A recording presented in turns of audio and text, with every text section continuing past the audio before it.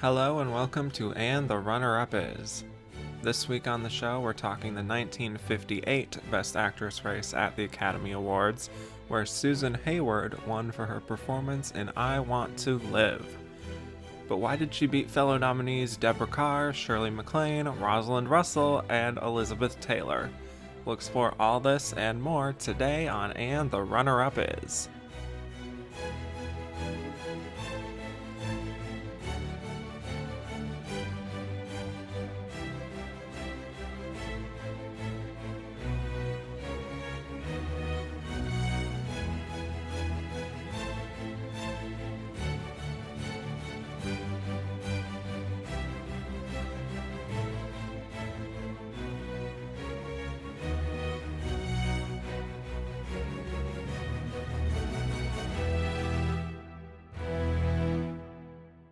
Hello, and welcome back to And the Runner-Up Is. I'm your host, Kevin Jacobson, here to talk about the 31st year of Best Actress at the Oscars, which cover the films of 1958. We'll be discussing why Susan Hayward won, why the losers lost, and who we think was the runner-up of this Best Actress race. And my guest today is one of my favorites on film Twitter, who I've had on the show for the Best Picture series, also on a bonus episode, multiple times. I know he loves talking actresses, so I'm excited to talk to him about this particular year.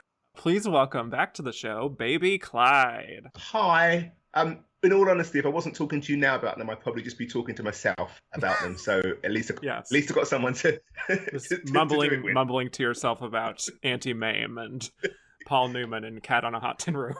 Yeah, mostly Paul Newman, to be fair. Exactly.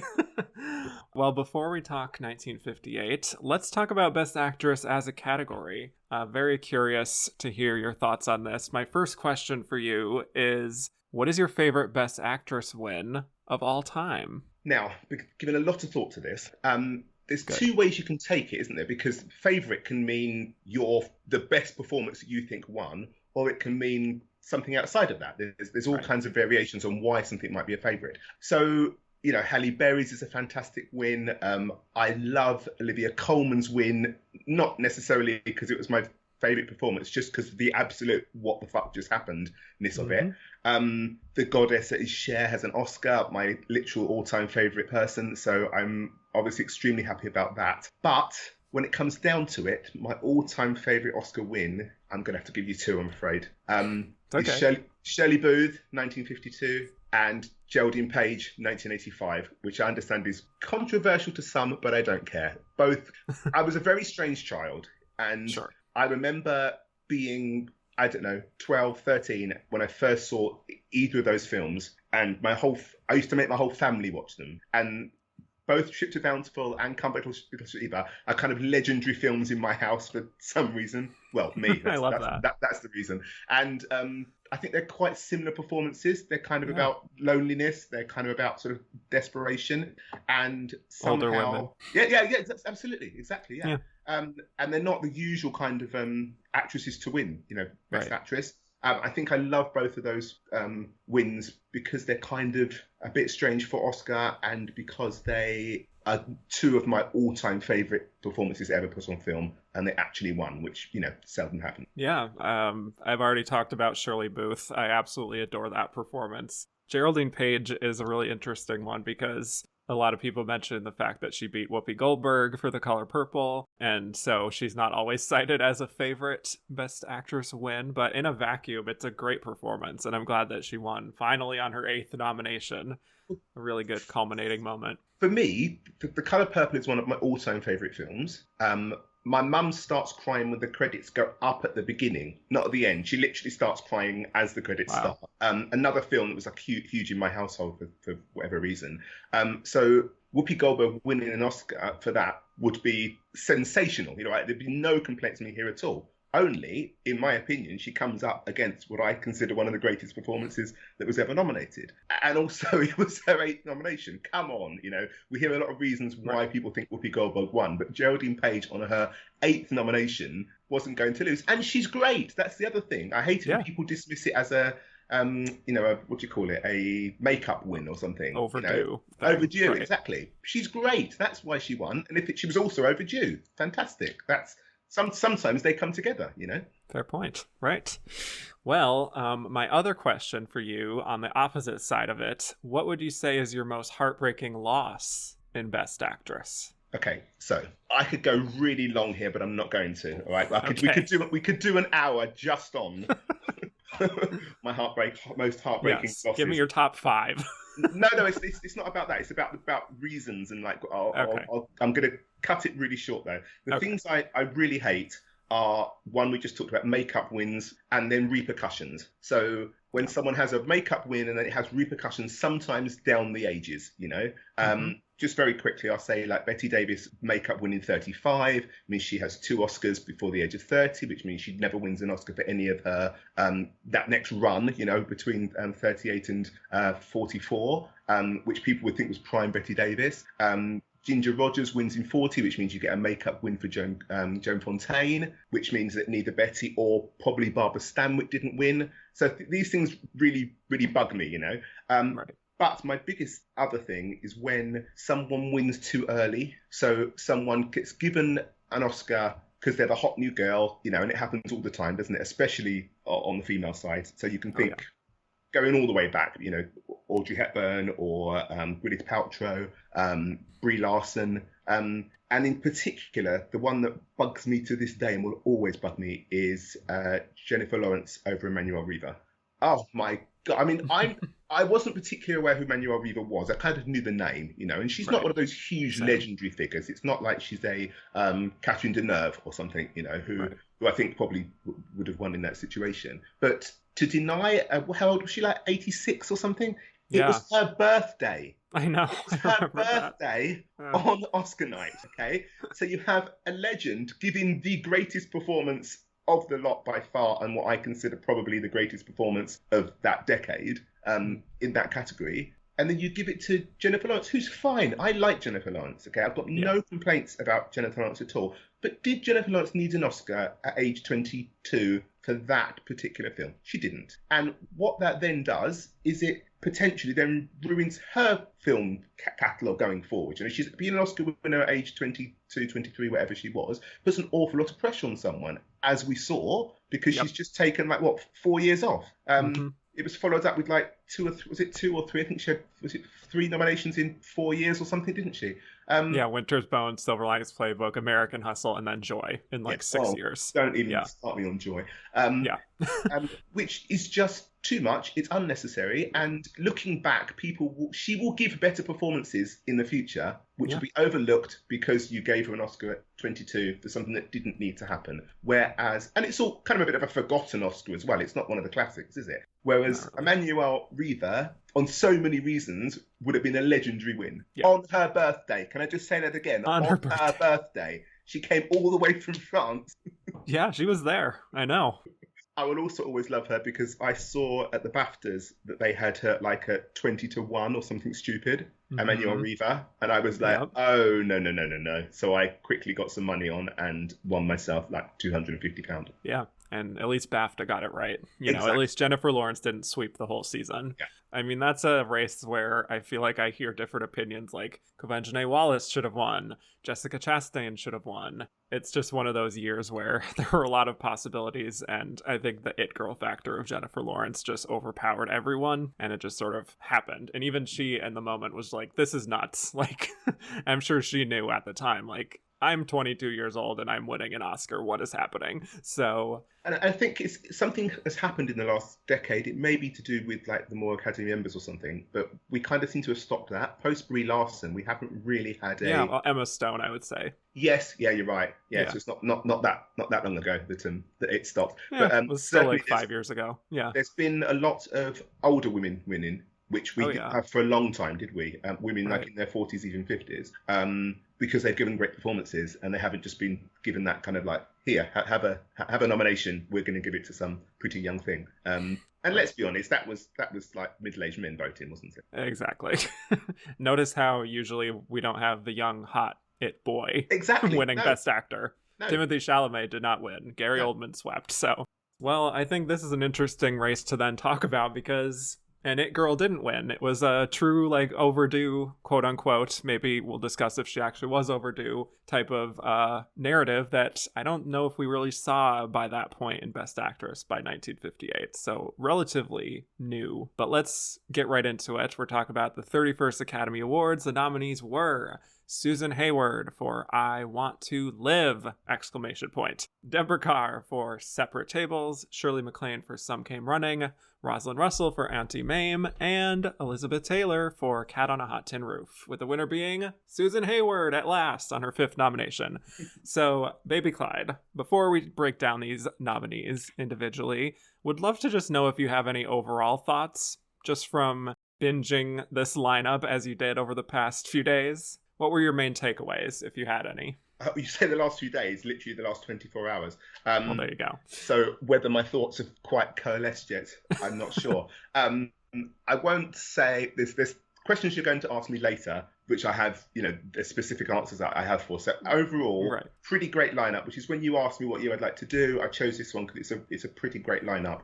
And there's lots of stories going on.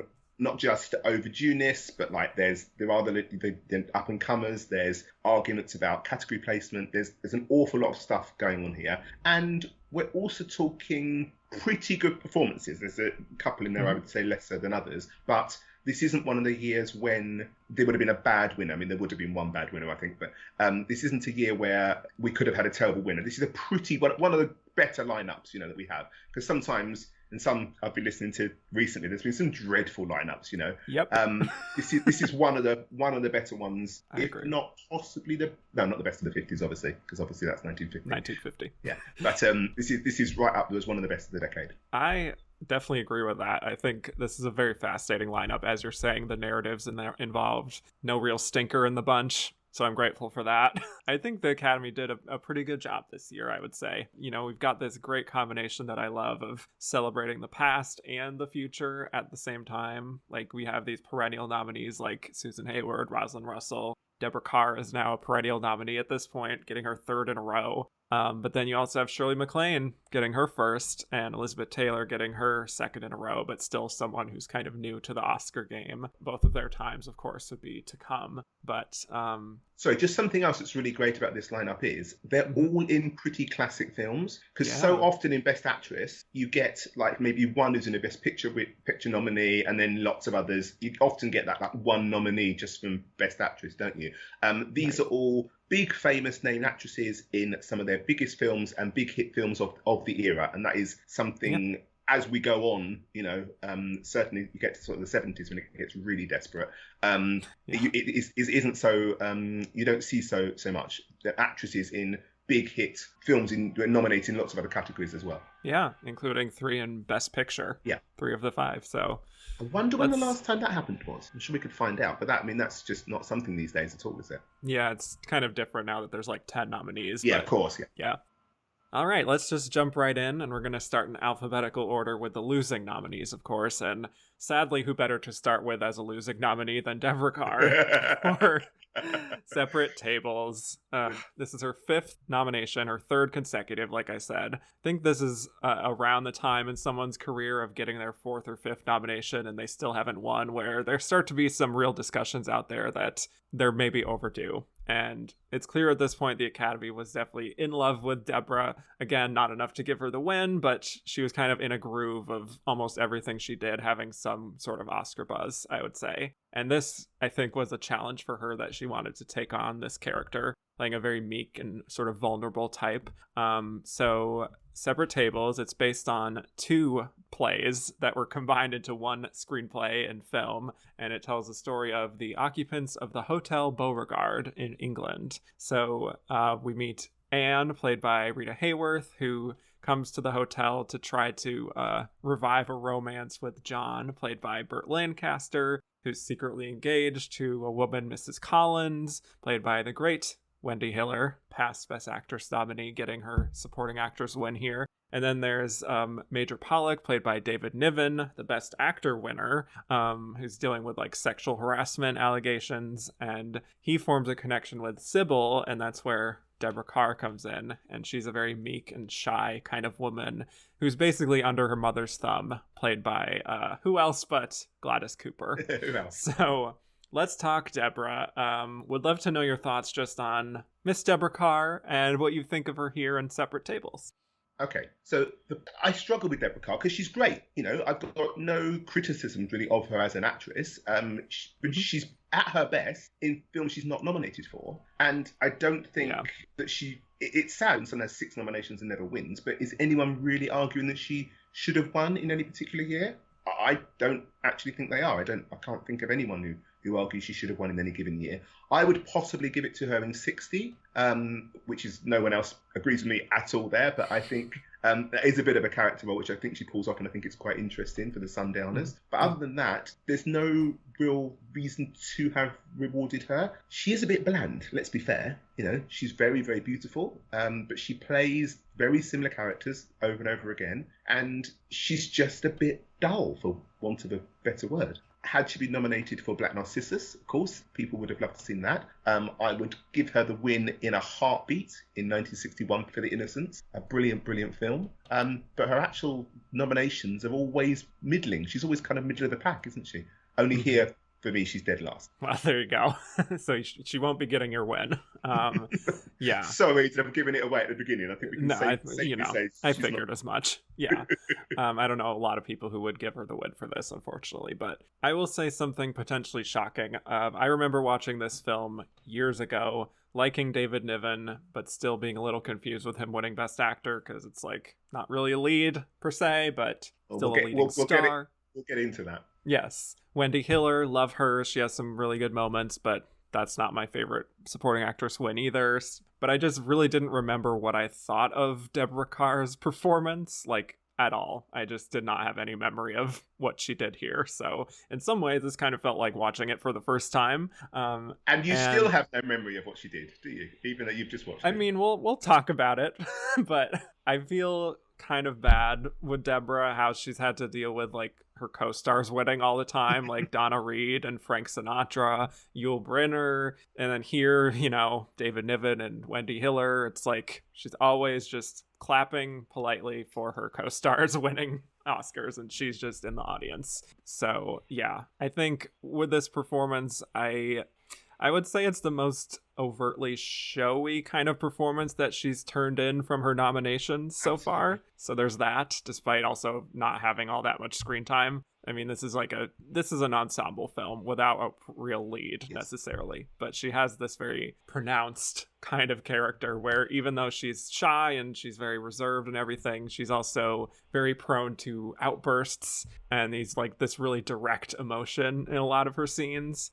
She's still doing the classic sort of Deborah Kerr persona of sort of dealing with these repressed emotions and everything and showing a lot in her eyes. But I feel like it's a lot more direct here and surface level in how she's feeling and just like very expressing like, I'm socially awkward. I'm not sure if what she's doing is like some sort of like social disorder, maybe. It's hard to interpret, like anxiety, something of that nature, but it causes her to speak in a more mannered fashion than I'm used to from her. And I think there's moments where, sure, it works fine. Other moments, I think you see the tics. I think it's really interesting that she's trying really, really hard, almost overacting for a character that is very shy and retiring. And so you usually, we'll come to someone like Auntie Mame later, you usually overact in a big character. She somehow manages to both overact in a really small character, and she's also acting in what seems like a completely different film to everyone else, for me. Yes. She does not seem like a real character at all. She's acting rather than being, isn't she? And also, it's always that thing. When very beautiful people play Dowdy, and here it's done with the magic of hair grips. They've literally put 2 hair grips in her hair and said, that'll do. Now you're Dowdy. You're like, well, no, you still look exactly like Deborah. I was going to say Deborah Winger. You still look exactly like Deborah Kerr. It's just she's just miscast is the problem. She's miscast, as is most of the rest of the cast. I'm curious what your main people are that you're thinking of as miscast, because I wonder if we agree. as you said a moment ago, this is a play. It's a Terence Rattigan play that was in two parts. So one part is the Burt Lancaster and Rita Hayworth characters, who have been completely rewritten for the film, and it makes no sense. The whole storyline. And the second is the Deborah Kerr and David Niven characters. So they are the four main characters, two in one play, two in another. Here, those two plays, and in the original staging of it, they were played by the same people. So you played the first two, which was the Burt Lancaster, Rita Hayworth part, was the first hour of the play. Second hour of the play was the David Niven, Deborah Kerr, played by the same people, with the same supporting cast going on around them. Here they kind of put the two together. Why is Burt Lancaster American? No, not why, but why is Burt Lancaster? That character is supposed to be a disgraced Labour MP who went to prison for being drunk and beating his wife and having a fight with a policeman. So that's why he's now ended up in these reduced circumstances in this shabby hotel. And his wife is a upper class sort of model who has now come back to see him, basically because she's jealous. She's heard that he's engaged to somebody else. It just makes no sense why these people are American. It makes no sense why they're in this hotel. The backstory of Burt Lancaster we're not explained at all. We don't know why he's there. We're just vaguely told that he's a writer. But the whole point was that he's really come down on these circumstances because he went to jail, which we're not told at all on the thing. So they've put two American stars in it for obvious reasons, partly because Burt Lancaster produced it as well. And Burt Lancaster has a terrible, terrible habit in the 50s of inserting himself into Best Actress winners and nominees in roles he is entirely and absolutely miscast in, over and over and over again. I mean, Come Back Little Sheba is a joke. He's so bad. Roasted 2. Yeah. The Roasted 2, I was just going to say. Roasted 2 again, it's terrible. He's actually really, really good in The Rainmaker, because that fits his persona. That's what we said on that episode, is he's finally in a role that makes sense for him. Yeah. Completely. But he keeps doing this thing, and he does it throughout his career, where he's a big, brawny, handsome leading man, and he keeps trying to be a character actor over and over and over again. And sometimes it works. Sweet Smell of Success, he's fantastic in it. But again, it's one of those big bravado roles that he's really good at. But when he's trying to play it meek, or trying to just subsume his movie star persona, he can't do it, because he's a 6'3" big handsome man pretending to be someone living a rundown writer living in a shabby hotel. It just makes no sense. Rita Hayworth is pretty great. I love Rita Hayworth. She can do no wrong. But there's no good reason for her to be American other than they wanted some star power in there. It would have made way more sense with there's British actresses that I'm very aware of that maybe other people wouldn't be, that could have taken this role. Like Margaret Lockwood. Margaret Lockwood would have been fantastic. It makes perfect sense. Jean Kent, these kind of big stars from the 40s who are now heading towards their 40s would have been absolutely perfect in that role. So that side of the thing doesn't work at all. And then you've got Deborah Kerr and David Niven in what seems like a completely different film. Yeah. I mean, it truly does feel like two plays that have been clumsily combined, basically. That's just what this feels like to me. So it was easy for me to tune out some of the Burt Lancaster, Rita Hayworth stuff, because I knew I just had to focus on Deborah Kerr. Just quickly, just because I'm very, very sad, there is a 1983 TV production of it with John Schlesinger, made with Alan Bates and Julie Christie, playing both roles. I sadly found that last night and watched half of it, didn't have time to finish.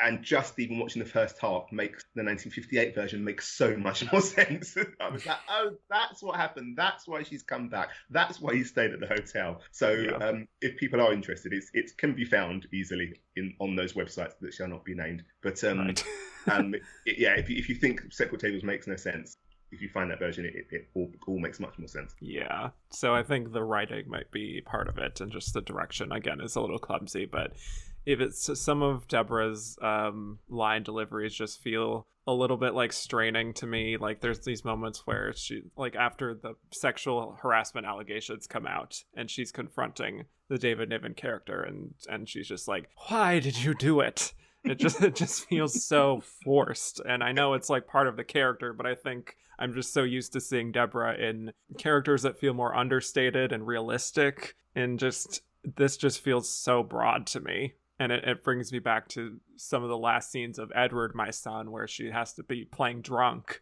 and there's a lot of overacting there. So yeah, she also does that classic thing of playing nervous, where she's constantly got something in her hands. It's like a handkerchief. Lots of busy work.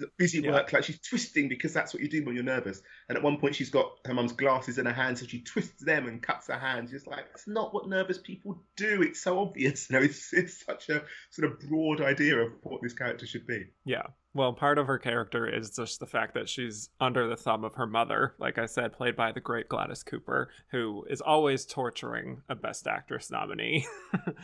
I sat watching Separate Tables last night, and I just thinking, where have I seen this before? What is this? What's that other film where there's a daughter, and it's very similar to this, and suddenly, of course, it's Now Voyager. And it's also Gladys Cooper, isn't it? Which is where the two things were kind of couldn't quite work it out for a couple of minutes. Yeah. So I was like, of course, that's what it is. I mean, it's almost exactly the same thing. Only Betty makes a much better fist of it. Exactly. But I just love that typecast for Gladys. She's like the only person who can do like disappointed mother well. Would we agree that she's the really overlooked one here? Because for me, I mean, we're not talking supporting actress, but for me, she blows everyone else out the water, and I find it really odd that she wasn't the one picked out to be given supporting accolades. Yeah, I found myself reacting the most to what she was doing, like laughing at some of her bluntness sometimes, and just her like dripping with just pretentiousness about like, ugh, these Americans and everything like that is just fabulous.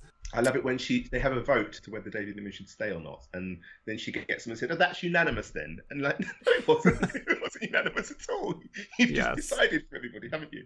She's just wonderful at those kind of things, and she is pretty typecast. Although there's a great, I think, is it Valley of Decision back in '45, where she plays this like the sister and. She's the character you want to follow. It's nothing like her other roles. She's playing young, she's playing quite glamorous, and you're like, oh, who is that woman? We just don't get enough of that Gladys Cooper. We always get her as like domineering mothers, don't we? And so she has these other moments, Deborah Kerr, where she's kind of like geeking out upon seeing the Rita Hayworth character, who I guess used to be in magazines. Yeah. And she's just a little too eager about it, saying like she's so beautiful and all of that. I sort of enjoy those moments where she's kind of like being a little too much in certain scenes and being very socially awkward. I enjoy the moments that are played a little more for comedy more than the ones that are meant to feel like serious, earnest actressing per se. It's interesting what you said a moment ago about her maybe being on the spectrum or something, which is what we would read it now. I don't think that's what anyone would have thought back then. People weren't thinking in those terms. I'm not sure it was even people aware of this kind of thing, and I hadn't thought of that at all. And when you say that, the performance makes way more sense. So I'm now taking that that's what's going on, especially as her mum keeps alluding to her not being well or having some issues or something, doesn't she? Which aren't really explained. But that makes a lot more sense. I don't for one moment think that's what people were thinking back in 1958. And I can't imagine that's what she was doing in her performance. But if you think of it that way. Yeah, that's why I wasn't sure how exactly to interpret the performance, because I didn't think, like you're saying, that she intended to play it like that, or even the screenwriters knew what they were doing with that character. But looking back from a modern lens, that feels like what she's doing. Yeah. So it's hard to say like if that's good or bad. It's just seeing it from a different generation really kind of changes it a little bit, I would say. Maybe for the better, even if she would intend it that way. But by the end, she's joins everyone and more or less accepting the David Niven character as part of their own, and finally is standing up to her mother. And she says something about like she hasn't finished her breakfast yet, and it's this big defiant moment where she seems like she's finally feels comfortable to stand up to her mother and is recognizing that her mother is wrong in wanting to dismiss the major. Which personally, just in terms of like story wise, I would love to know your thoughts on just like how this plays out, where it's like this guy has sexually harassed many women in a theater, and the whole story is just to be like, oh, we accept you as one of our own. Forgiveness, second chances, all that. I mean, obviously, I've seen this before, obviously, but it really, this time, the more it was coming, and I knew how it was going to end, and the more it's coming, I'm thinking, hold on, like, surely have I got this wrong? Because clearly that's not how it would end these days. Obviously, the initial, the play was written this way, but the initial drafted the play was men he was opportuning in theatres, but that was wasn't allowed. There's a big thing about British theatre, and you had to get it through the chancellor or something, to allow things to go on theatre on the stage, and that just wasn't allowed. So they made it women. It's also slightly unclear as to who the women were he was approaching, or because there's something said about who were was he? I may be making this up entirely, but were some of the women? I wondered if some of the women are like sex workers or something that he was, and then he just happened to approach the wrong one, and that's the one who's gone and complained. Because there's some hint of like he's done this or it's been happening before, and then people in the hotel are saying, oh well, not all of the women. It was only one of the women that was a problem or something. It's just there's something vague there. It's not quite express what's going on. But whichever way it was, he was groping women in cinemas. So I'm not quite sure why. I'm not saying we should all gag up on him and have him kicked out the hotel. I don't, it's a matter for the police, not really a matter for the other members of the hotel who it's none of their business. But the fact that we're supposed to just be on his side doesn't quite, and just on his side because his dad wasn't nice to him seems to be the because daddy issues. Yeah, because daddy issues. That's what we seem to be told, isn't it? So I saw it. I could feel it coming. And as I could feel it coming, I kept thinking to myself, have I got this right? Is this really how it ends? And yes, that's exactly how it ends. But doesn't that show? Yeah. Because I think even like 10, 15 years ago, you could have got away with that, Yeah. And so much has changed in the last less than a decade that something like that now just would not fly in any way, shape or form. Whereas I can think even like in the 90s, you could have done that and people would have thought it made some kind of sense. So exactly. Yeah. So if people haven't seen this before, just be forewarned that the ending might not make a lot of sense for modern times in terms of morality and whatnot. But let's move on to our first nomination for Shirley MacLaine for Some Came Running. This is the only new nominee of the bunch, but one that we'll be talking about quite a bit in the coming decades that we cover. Shirley MacLaine, who eventually wins for Terms of Endearment in the 80s, gets her first nomination here with Some Came Running. Just a little bit of background here, since we haven't talked about her yet. She got her start in some Broadway productions, and then her first film was The Trouble with Harry, the Alfred Hitchcock film, and she won a Golden Globe for New Star of the Year for that. She had a role in Around the World in 80 Days, the Best Picture winner, and Some Came Running was sort of thought to be her best sort of breakout role. So Some Came Running, a novel by James Jones, who also had written From Here to Eternity. So there was, I think, a certain expectation about this story and wanting to replicate that on some level. Casting Frank Sinatra in the lead here. He brought along Dean Martin for a role, so it's kind of like a Rat Pack adjacent film. Yeah. And it's about this guy named Dave, played by Sinatra, who's an Army veteran, who is also a writer, who goes back to his hometown in Indiana. He goes there by bus, who he's also joined with by Shirley MacLaine's character, Ginny, who he kind of clumsily invited on the trip after he was drunk. And she kind of like fell in love with him almost immediately and is still in love with him. But when they get to town, he basically rejects her, but she's like, hey, why not? I'll stick around. We'll see what happens in this town. And so he's dealing with all this stuff with his brother and getting into a relationship with another woman. And then there's Ginny, who's sort of dealing with an abusive ex-boyfriend, longing for Dave. Eventually they hook back up and she tries to get him to like her in the way that she likes him. And, things twist and turn from there. I'm sure we'll get into it. So, let's talk Shirley. What are your thoughts on her as an actress and her first nomination here? I mean, who doesn't love Shirley MacLaine? She's maybe just... Deborah Winger. Good point. She's great in everything. She's so interesting, the career that she had that so many of her contemporaries didn't. She's still top billing films in the 90s where most people are like maybe doing a supporting role on TV or not doing anything at all, have retired with their millions off to the Hollywood Hills. And I don't quite know why that is specifically. I think she's very versatile.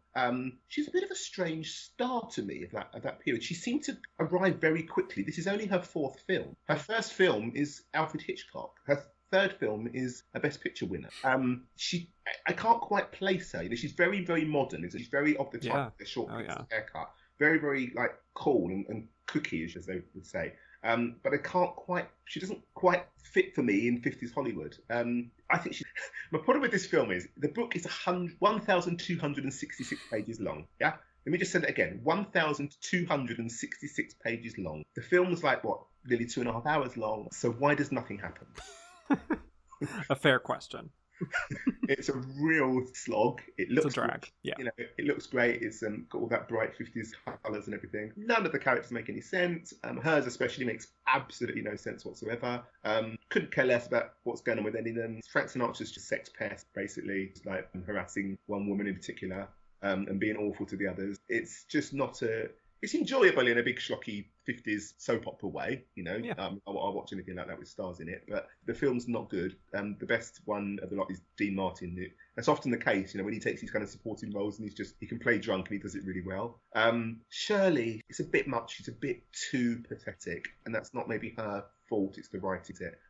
But she's such a doormat that your sympathy kind of slips away, and because she plays it very, very, very kind of slightly whiny, that character needs more sympathy. You need to have more sympathy for her. You need to feel sorry for her, and you just kind of think, why are you still here?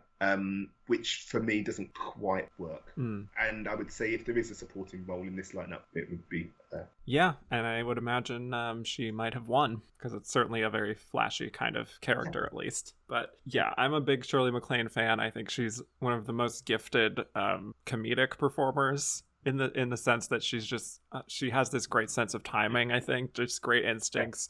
Her face is so expressive, but then she's able to really do what a lot of great comedic actors do, which is to turn that on its head sometimes and kind of like devastate you when you're not expecting it, and just like find the sadness in the sort of just like the heartache of a situation. Obviously Terms of Endearment comes to mind, but The Apartment, I think this is sort of a precursor to what she would do better in other films, I would say. I don't think this is quite on the level of those, but I do think that she does what she can to really elevate a character who could be a complete joke, and this sort of sad, frequently overdressed woman who keeps just following around this guy who treats her like dirt. She goes in and out of the film, so it's not really about her, except I guess sort of in the end it becomes about her, oddly, where it just feels like, I don't know, there's a lot to say about the film itself, I think, but as far as her performance, she is bringing an appealing presence, I would say, and you could see why Hollywood and audiences really fell in love with her sort of weird, quirky feeling, and her charisma, because I do think that she sort of jumps off the screen here and is able to enliven a film that can often feel like a slog, as you're saying. So she's the most interesting character. It's just her character doesn't make any sense, So like she doesn't give a bad performance. It's not her fault, The material is bad for her, but if you made the character, there's a reason why she was in town, other than she'd literally fallen in love overnight with someone. That happens a lot, doesn't it? Frank Sinatra does exactly the same. He falls in love with someone and then like pests her for the next couple of years. But because she's fallen in love with Frank Sinatra for no good reason whatsoever, she only met him the night before. We don't know why she's hanging around this town. It just doesn't make a lot of sense. And whatever Shirley does, there's not a lot she can do to overcome the major flaw is that we just don't know why she's there until the last sort of 15 minutes. And this is what's always interesting you get to between supporting and lead performances. It can also often just be to do with the timing within the film. Mm-hmm. So if your major scenes are at the beginning, then you could very easily end up in supporting. Her major scenes are at the end, so she feels like maybe a lead role, which she isn't really, because she's barely in it up until that point. She kind of comes in and out. Right. So because it kind of ends up on her, that's why I feel like she feels like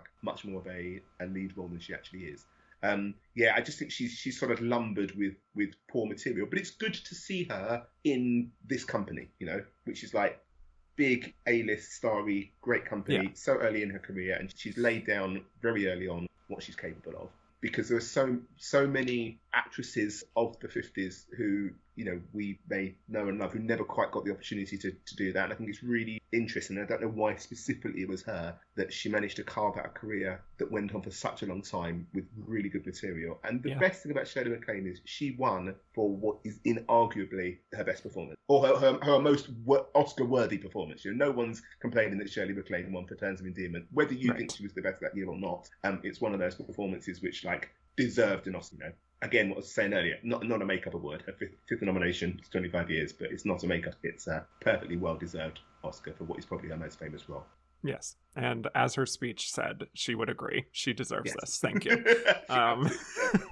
But I think the issue is that it just feels like a character that is just a construction to sort of further the plot of just like the main character's own self-discovery and his journey and everything. She's kind of just like attached to the character, the main character, more than herself being a character. So that's why it feels like she just comes in and out whenever the story needs her to be there. So again, like we're saying, she can only really do so much with that. But I think if I were to be generous with the character in the beginning, I think you do get a sense of who she is on some level in terms of a very social person, but someone who just kind of finds herself in the wrong crowd more often than not. And then when Frank Sinatra more or less rejects her in the beginning, saying he doesn't really need her help anymore, I do think you get a sense that she's been through this kind of disappointment before with guys, especially. Like she's having to deal with this ex-boyfriend who comes and goes throughout the film. But I think you do sense that like she's a little bit from the wrong side of the tracks to a certain degree, and she just kind of, she's very street smart and she's very like of the world and sort of spontaneous in the moment, led by instinct.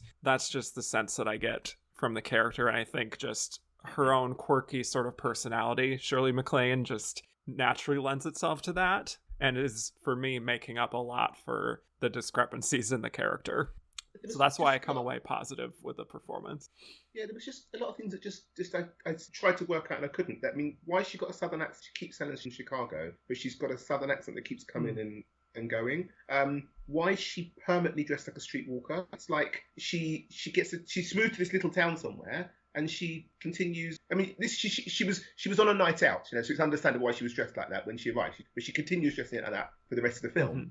I've got no idea how long the film's supposed to be, so what the time frame is. So I don't know how long she's supposed to have been hanging around this town for no good reason. Right. There's just lots of things that she can't overcome. There's one particular thing I hated, where very near the end, when she says to Frank Sinatra, "Is there anything I can do for you?" And he says, "Oh, you can tidy up our hotel room, basically. You can tidy up for him and Dean Martin." And she says, "Oh, could I?" As if he'd offered her. Yeah.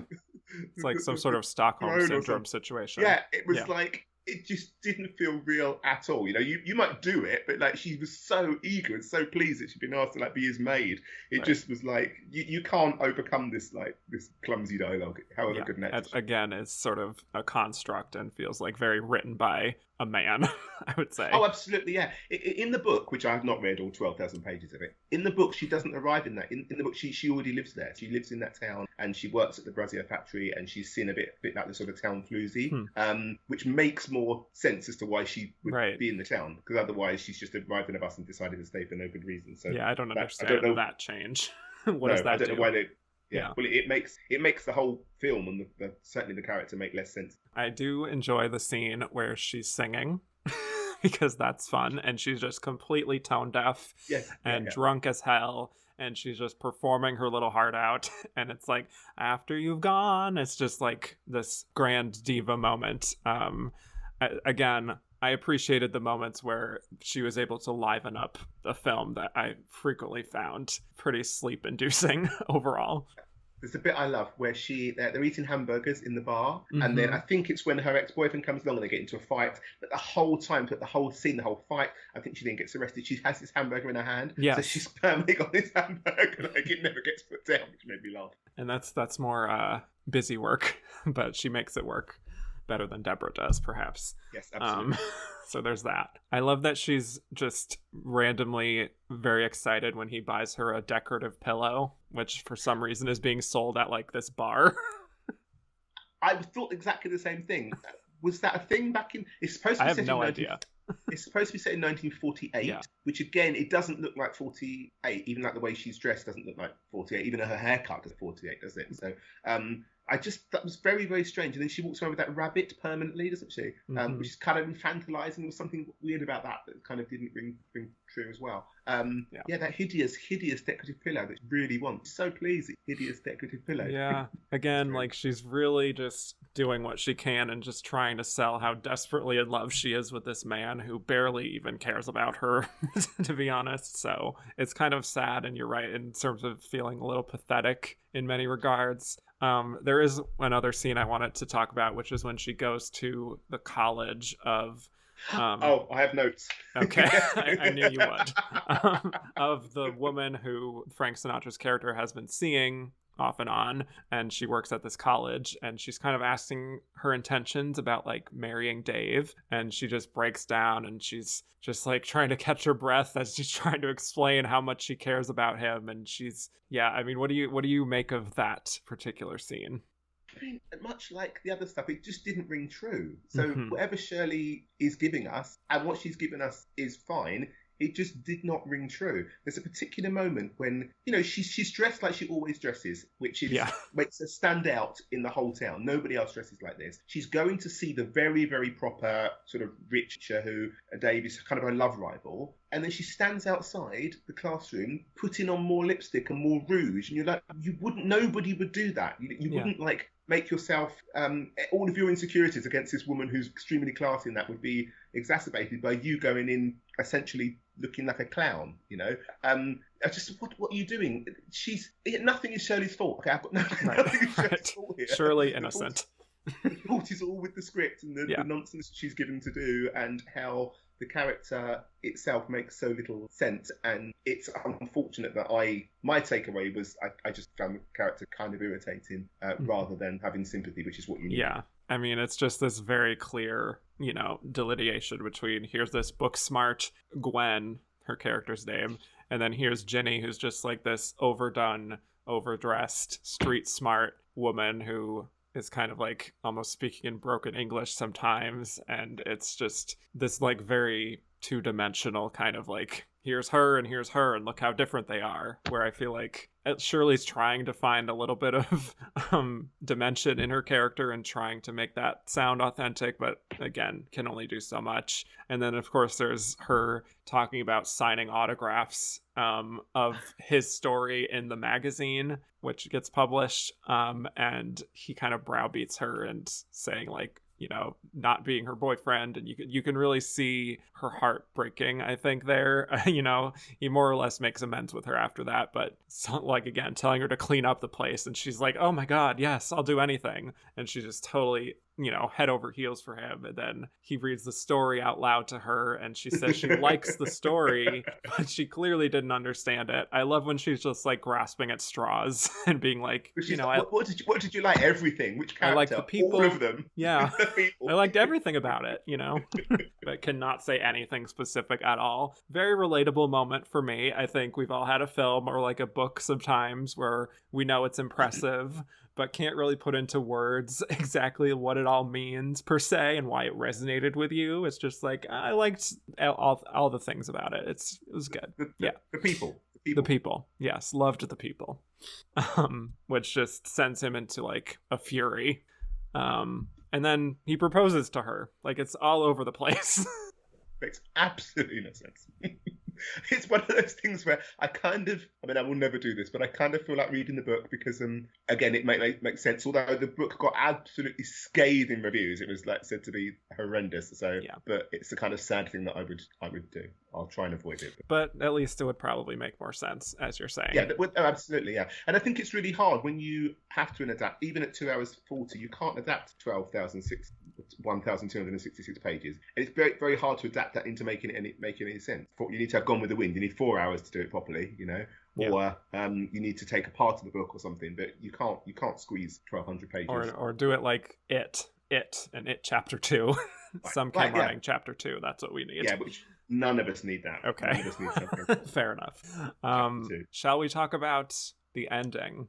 Spoiler alerts for people who haven't seen it, who haven't sat through 2 hours and 30 minutes of this film. So it sort of becomes a bit of an action film towards the end where the ex-boyfriend comes back and is in a jealous rage and because something happens. he's heard. So he's from Chicago. They're somewhere in Indiana, but the boyfriend Yes. has heard they've got married that afternoon. So within 10 minutes of them getting married, he has somehow managed to get himself from Chicago to Indiana because he's in such a rage. Very impressive. Yeah. Even though they have been like going out now for we don't know how long because it's really unclear. It's no idea. Yeah, but then he starts shooting at Dave, and she decides to throw herself in front of Dave dramatically and dies in his arms. How poetic. And then the ending is just her funeral. The end. It's so weird because like it's almost like everything that went before means nothing. Yeah. Nothing's resolved. Is he going back to writing? I don't know. Is he getting together with whoever her name is? I don't know. You know, is Dean Martin dying? I don't know. All of that's thrown out the window. Right, that's a whole other subplot. Yeah, we've just got this dramatic 10 minutes at the end, and then it all sort of finishes off. I think I read somewhere that that's not what happens in the book. I think he dies rather than her. Correct. Yeah. Okay, cool. I thought I read that somewhere. Which I feel like, again, would have made more sense and been better for just the story we're telling here. But well, also because, you know, he's an awful person. So watching him be shot to death would make me a lot happier than him. Exactly. It's weird they do that, isn't it? Like, and it feels like a very 50s. Like this man who is a terrible person from beginning to end. There's nothing likable about him, but he's cool. He's Frank Sinatra. So we're supposed to, for some reason, think he's the hero. But he behaves atrociously to absolutely everybody. He's not in any way likable, and we know we have to sit and spend 2.5 hours with him because he's Frank Sinatra. Yeah. That's it. Yeah. And I did read this from Shirley MacLaine. She actually wrote about this. She said, I always thought he was responsible for my good performance in Some Came Running, talking about Frank. Let the kid get killed, he said to Vincent Minnelli and to the head of the studio. If she dies, she'll get more sympathy. Then she'll get nominated. He was right. Oh, that's interesting. I mean, although that doesn't ring true, does it? I can't believe that he decided on the spur of the moment that that's how the script should go. Yeah, but that's what she said happened. But there is some truth to that. You know, that's how these things work, isn't it? Like your sympathy.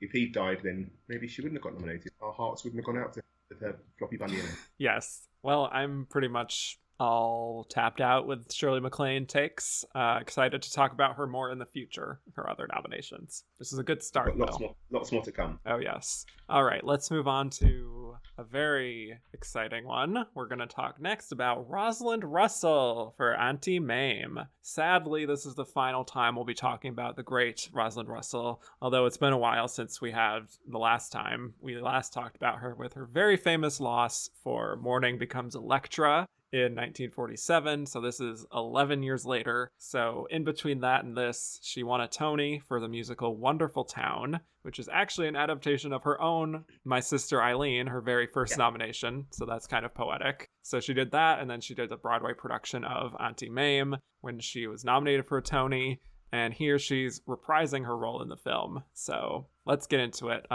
She's playing this middle-aged woman named Mame, who takes in her nephew Patrick after his father dies, and she introduces him to this fabulous lifestyle and her fabulous friends. She lives large. She, lives life to the fullest, but she ultimately loses her money in the stock market crash in the 20s, which forces her to take a series of jobs. She meets several men, and Patrick's inheritance is managed by this other guy who wants him to live a more conservative lifestyle, which means taking him away from Mame for several years. Eventually he comes back. He meets a girl from a restricted anti-Semitic community, which Mame disapproves of, but she just wants him to be happy. So that's where sort of the conflict comes in the second half of the film. So let's talk here. I know you're very well versed in watching Roz, and you have certain feelings on some of her other performances as well that I recall. But tell me your experience with her and what you think of this, her final nomination.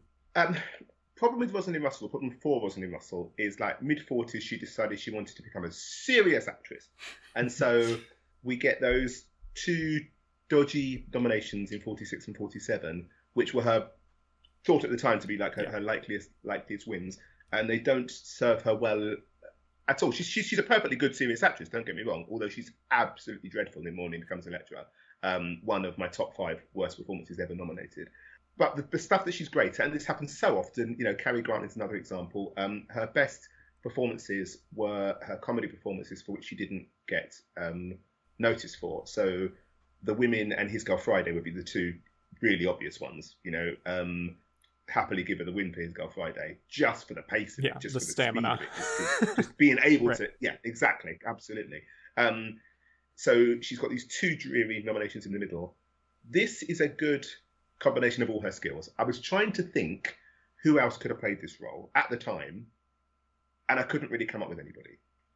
Of her contemporaries, you think of like your Claudette Colbert's, your Jean Arthur's, your Irene Dunn's. Irene Dunn, I think, is the closest. Irene Dunn could have done this, but like this is Ros. It's the Ros show, and no one else has got quite that verve, that lunacy that she can bring. She's great in this. Not that keen on the film, but Ros is great. Yeah, absolutely. I mean, for as long as the film is, this is another long one, and there's no reason for this to be 140 minutes long. So just, again, a complaint about runtime there, but it's hard to keep up with the momentum, I would say, and still deliver on like the punchlines when it's like supposed to be a comedy. But I think this is easily her best performance that she was nominated agreed. for. She totally goes out on top, which I love. I love when an actress goes out on top with their best nomination. She comes into this film just like, a burst of energy. You know exactly who this woman is from the very first minutes. She's got the jewelry, she's just sparkling, she's just like, obviously there's some gaudiness there, but still you just sort of want to be in her orbit. And she just completely owns the room wherever she is. And it's big and it's broad and it's a little bit of an archetype, I would say, but I think she feels so comfortable in this. Like you said, it's just like everything that she does best. And just, that eccentric aunt who has like the weird friends and she's teaching you about the ways of the world. For me, there's just not really even a moment here where it rings false. And even though it's over the top, I would say, I do just find myself completely entertained by so much of her performance. Her voice is so perfect for just like belting out her lines. It's not a musical, but you just like feel the attack in how she demolishes these lines.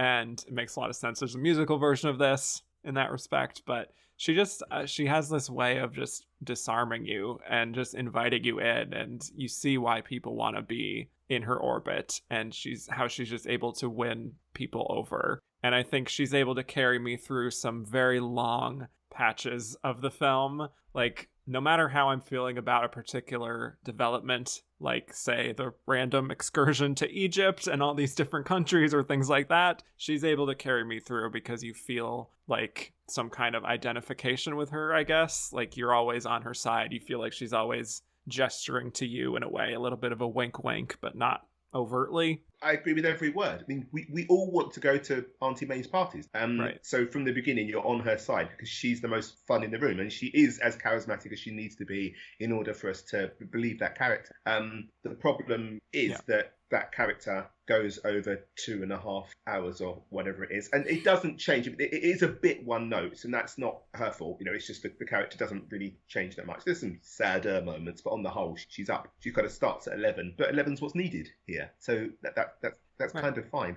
There's some brilliant kind of physical comedy she does when she has to get a job because of the crash, and she gets a job in like a telephone exchange, and she gets all muddled up with the wires and can't get the name out. And that's just brilliant. That is so hard to do. And that's why I love those actresses, that your Claudettes, your Roswells, your Irene Dunns, when they get these comedy bits and they make something so difficult look so hard.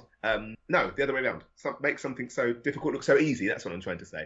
So and right, in lesser hands, it would either fall flat or it wouldn't make sense. But she just pulls it off seamlessly. She also just looks fabulous the whole time. The costumes are just amazing. The set's great. I love the little boy. Like the grown-up kid is really, really boring, but the younger kid is fantastic.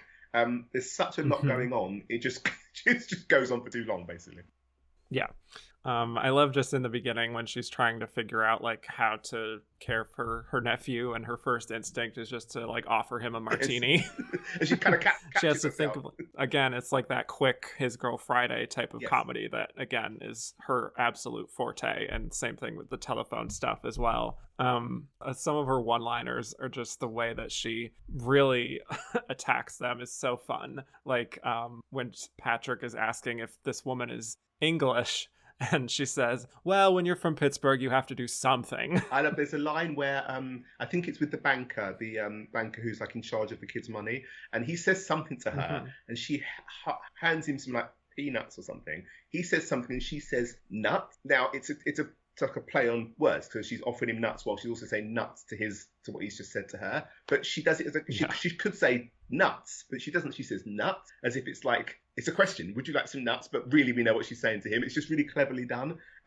It's a bit of a weird performance in that it's very, very broad, but she does it somehow subtly. This could be completely like unbearable. This character could be unbearable in the wrong hand. It could just be one of those completely out there, what on earth are you doing performances? And it's not, because she's very clever. There's just like quick eye movements or hand gestures that it's like her mind. It's like she's on top of every single bit of it. She knows exactly where she needs to be, what her eyes need to be doing, what her hands need to be doing at any given time. And that's the kind of that's an expert in her field. You know, she's been doing this for 25 years at this point in film. She knows what she's doing, and she pulls it off like brilliantly. It's also that she's done this character on the stage night after night for who knows how long, that I think it's just it's lived in. But sometimes that can go wrong. We saw like Nancy Kelly in 1956, who's absolutely appalling in The Bad Seed, because she's still playing to the back of the theatre, but she's on camera now. Roz doesn't do that, and in such a broad character, that would be so easy to do, especially when you played it night after night.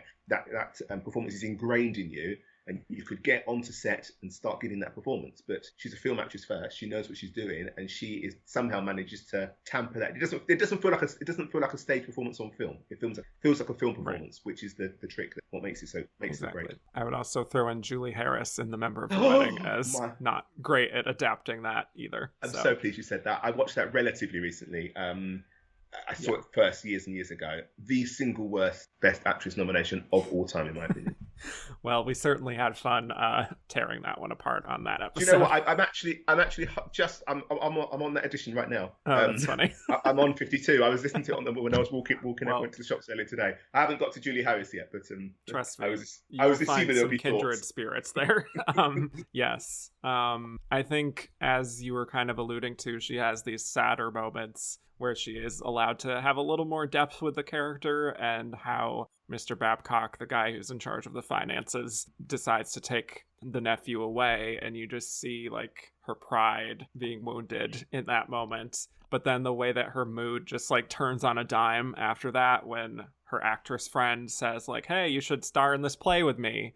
And it's like her way of really coping, I think, with the hardship. And like she's able to just take these darker moments in her life into something good, make lemonade out of lemons. That's another prime example of the kind of shtick I was talking about. That stage bit where she's got the jangly necklaces, jangly jewelry, and she's getting caught up in things. That is so hard to do all that, because it's the timing. You've got to get it exactly right, or else it doesn't work. And she somehow knows how to make all that kind of shtick work, and it's just so brilliant. And when you, again, I'm saying it again, but when you make it look easy, that's when you know how brilliant you are. There was nothing forced about it. It all feels like natural, even though it's so chaotic and ridiculous.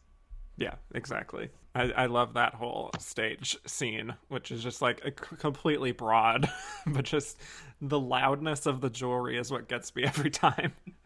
It's just like, oh my god. And I love her reasoning. Her stepping on the gown and everything. It's perfect. Or like getting caught in the hair. She's literally got two lines. When she's off at the park, she says something like, fabulous, $500 a week, which is clearly not what she's going to get paid. But she has two lines at the end, but her reasoning for like messing it all up is she wanted to really make something of that part. Right. Like, you weren't there to make something of the part. You were there to say your two lines and get up again, but she manages to ruin the whole thing. It's just so brilliantly done. It's brilliant. And then it's like, after she keeps trying these different things and keeps getting fired, she has to sort of lend on her friends. I think they're her friends, her people that work for her. I don't really remember, but they give her sort of money to help her settle her accounts. Well, they pay the butcher's bill. Right. That's what it is. Yes. But she's like so touched and just so misty-eyed. But at the same time, you feel like, if I'm in that situation, I would absolutely help her out. I'd be like, you feel such sympathy for her, even if she is sort of this grand dame. It's like, she is, and also because they're her employees, but she seems like a great boss. Right. She seems like she'd be loads of fun to work for. She's not Exactly. remotely, even though she's quite demanding. She's not demanding. It's all in the service of fun, of enjoyment, isn't it? Right. And she seems like a really fun person to work for, and working for her would have been fun with all the people coming through. It doesn't seem like it's a really, although I don't know who clears up afterwards. Presumably they're doing the clearing up afterwards every night, because an all-day affair to clean up everything. Yeah. At one point she has 13 cocktail parties in 14 days, so that's probably quite a lot of work. But she's just she's a really fun character to spend time with. Right. And that's why I'm saying, like, you understand why people would just kind of always want to be with her, always want to help her out, because she just has this sort of infectious spirit about her that I can't get enough of. So, of course, there's this guy, Beauregard, who she meets while working at Macy's. I think it's Macy's, something like that. And becomes very entranced with her, and he comes around later, and he's like this oil baron. So they develop a connection, and then he invites her to his plantation. So there's just like this entire sequence in the South that I actually forgot about on this rewatch, to be honest. But I mean, that's the worst section of the film. That's the whole fox hunt, just entirely unnecessary. Like nothing there needs to happen. Like that's a good 15 minutes of like just doesn't need to happen. And so and it's unfortunate, isn't it? Because much as you can like all the components of a film, and we say this more and more these days. It's been funny because I complain all the time about how long films these days are, and then I've just gone and watched this lot and gone, oh, right, maybe it was always was always the way. I think it's for different reasons, but there's just so much in here that is filler, and so much that could have been cut, and it would have made it a tighter, more enjoyable film, and maybe shown off Liz Ros better by not having the bits where you're just waiting to get through. I mean, if I'm going to be honest, I watched a lot of this on 1.25. Wow. Speed, because like there's just bits I don't need to see. I don't need the whole fox hunting sequence. I don't need the whole like mountain climbing sequence. It's just like it's just extra unnecessary.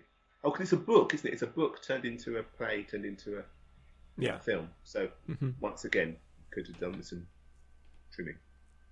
Yeah. I wonder if you watching it on 1.25 has like made it even zanier as a film.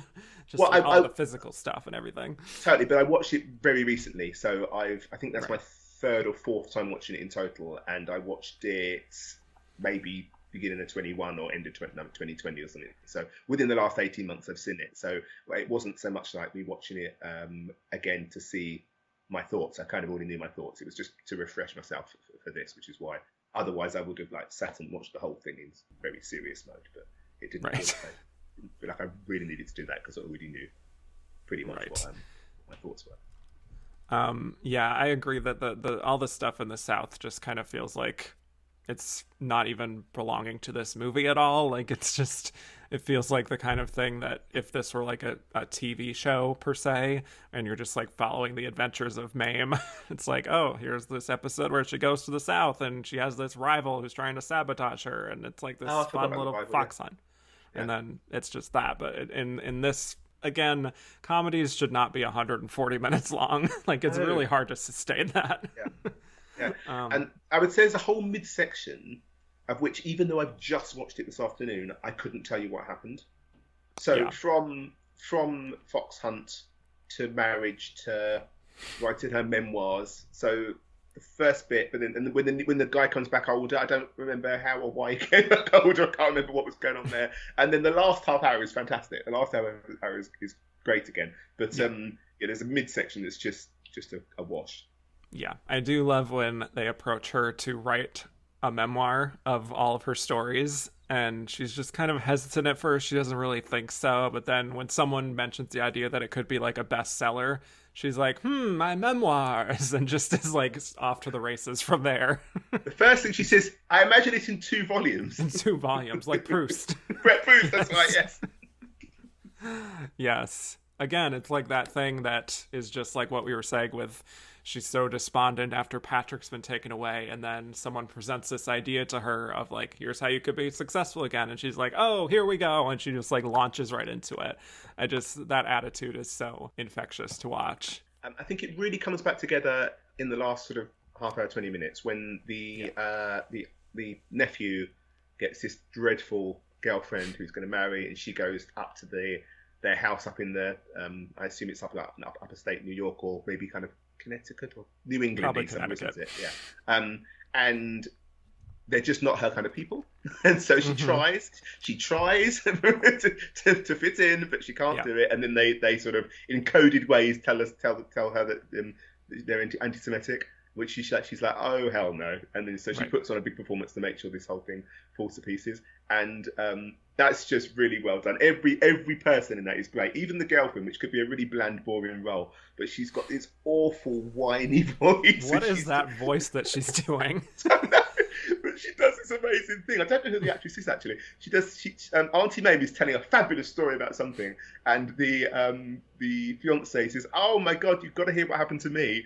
And she tells this really dull story about a ping pong game, and it just falls totally flat, and everyone's just looking at is that funny?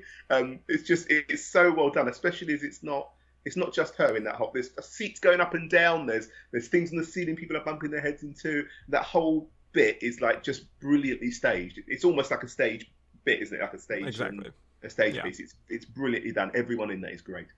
Yeah, I mean, it fully becomes like a farce by the end. Exactly. Yeah. Where it's just like everyone's sort of playing their part. I do love the moment for Roz, again, when she gets a call about like possibly the movie rights to her book have come about and how they want Bette Davis to play her. Yes. Which is like more or less exactly how she's sort of playing the role to begin with, totally, right down to her style of speaking. It's very much like that. Yes, that sort of like grandness.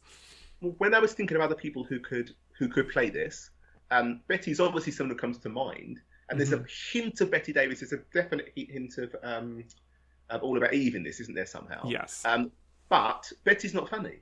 Fair. Bette Davis is not funny. Yeah. You know, No. she can do comedy of a sometimes, but she's not a comedic actress, and so it feels like if it had been a more dramatic role, it feels very, very Bette Davis, but you can't have. It's broad comedy, and Bette Davis cannot do broad comedy. Fair enough. Yes, she's not perfect. But in the end, you know, she's basically torturing the future in-laws and just taking so much glee in it, which is, again, really infectious. I love when she's just taking a big swig of her drink whenever the fiance is speaking. she's just having to get through it. And by the end, it's just this really nice thing of just like passing along generation lessons of, you know, Patrick's son, taking him and sort of imparting her lesson of life is a banquet and most poor suckers are starving to death. I mean, that's such a great line, isn't it? It's perfect. I love it. Such a great line. Yeah. It's pretty much just, sums up the whole performance there. I, again, just think this is such a phenomenal final nomination for her, but sometimes the Academy just doesn't like a more comedic type of performance. So yeah, and I think there's in this particular year we'll get to it, but this in particular there's good reasons why maybe she didn't. Yes. Well, I think it's time to get to our final losing nominee, shall we? It's Elizabeth Taylor for Cat on a Hot Tin Roof. So this is Elizabeth Taylor's second Oscar nomination in a row. She's on her hot streak. She's one of the most famous actresses in Hollywood by this point, especially with things having to do with her personal life, which I'll imagine we'll get to later. This is another Tennessee Williams adaptation in a decade full of his adaptations earning Oscar nominations, especially for acting. She was not the first person they wanted cast for this role. Lana Turner was considered. Grace Kelly was considered, but then she became a princess, so that was that. And so they went to Liz. And her husband, Mike Todd, was very instrumental in getting her involved with the film. And then early on in the shooting, Mike Todd gets in a plane to accept an award. The plane crashes and he dies. So she's in this state of shock, basically, and she's just distraught, and they have to accommodate to allow her time to grieve, more or less. And I think what we see on the screen is her most raw and vulnerable, perhaps, yet at that point in her career. So Cat on a Hot Tin Roof is about a guy named Brick, played by Paul Newman, who is married to Maggie, played by Liz. Nickname is Maggie the Cat. So Brick gets into an accident the day before they go to celebrate the birthday of his father, Big Daddy. And Brick has a brother, Gooper. And he and his wife have 5 really annoying children, and there's like this pressure on Brick and Maggie that they haven't had children yet, and there's a little bit of mystery about like why he keeps rejecting his wife. She clearly has some desire for children and he just has no interest. And the other part of the story is Big Daddy is dying and he has this big estate, and there's like this big battle over his will. So let's talk about it. Thoughts on the great Liz Taylor? I would say this is a very well-known performance here as Maggie the Cat. What do you think of her in this and overall? I mean, this to me is the quintessential Liz Taylor performance. You know, if you think of Liz Taylor as a movie star, this is how you think of her, you know, in that white slip on the bed with Paul Newman. And let's just talk about Paul Newman just for a moment. Okay. I'll allow it.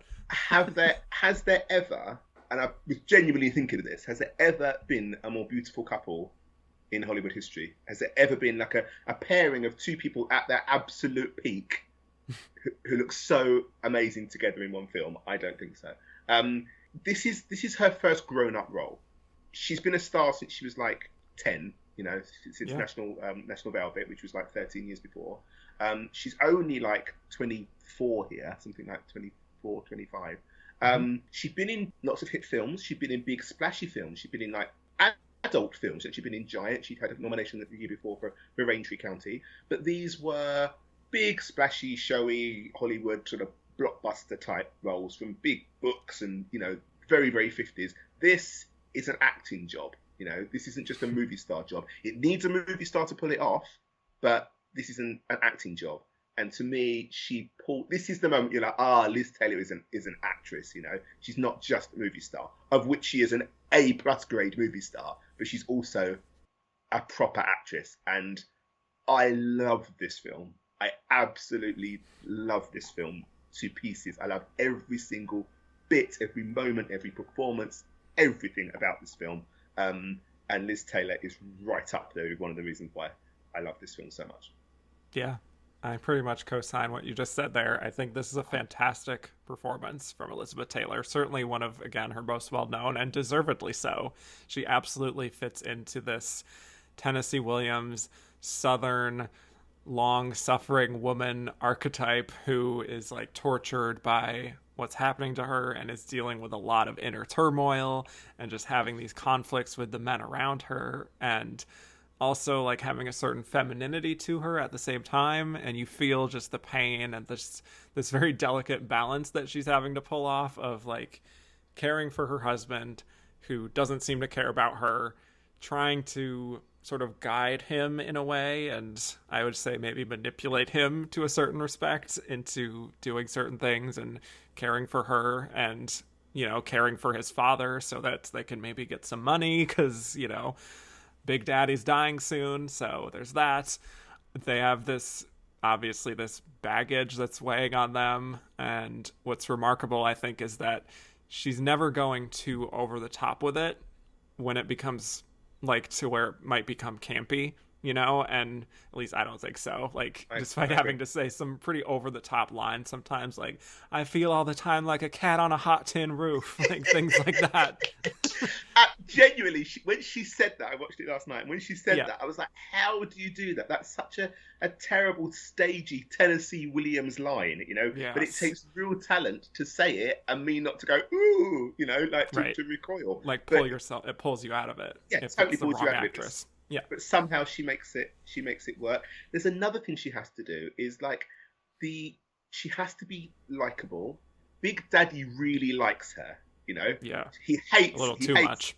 Yeah, absolutely. He hates the other daughter-in-law. He hates the children. She has to. So do I. Yeah. Absolutely.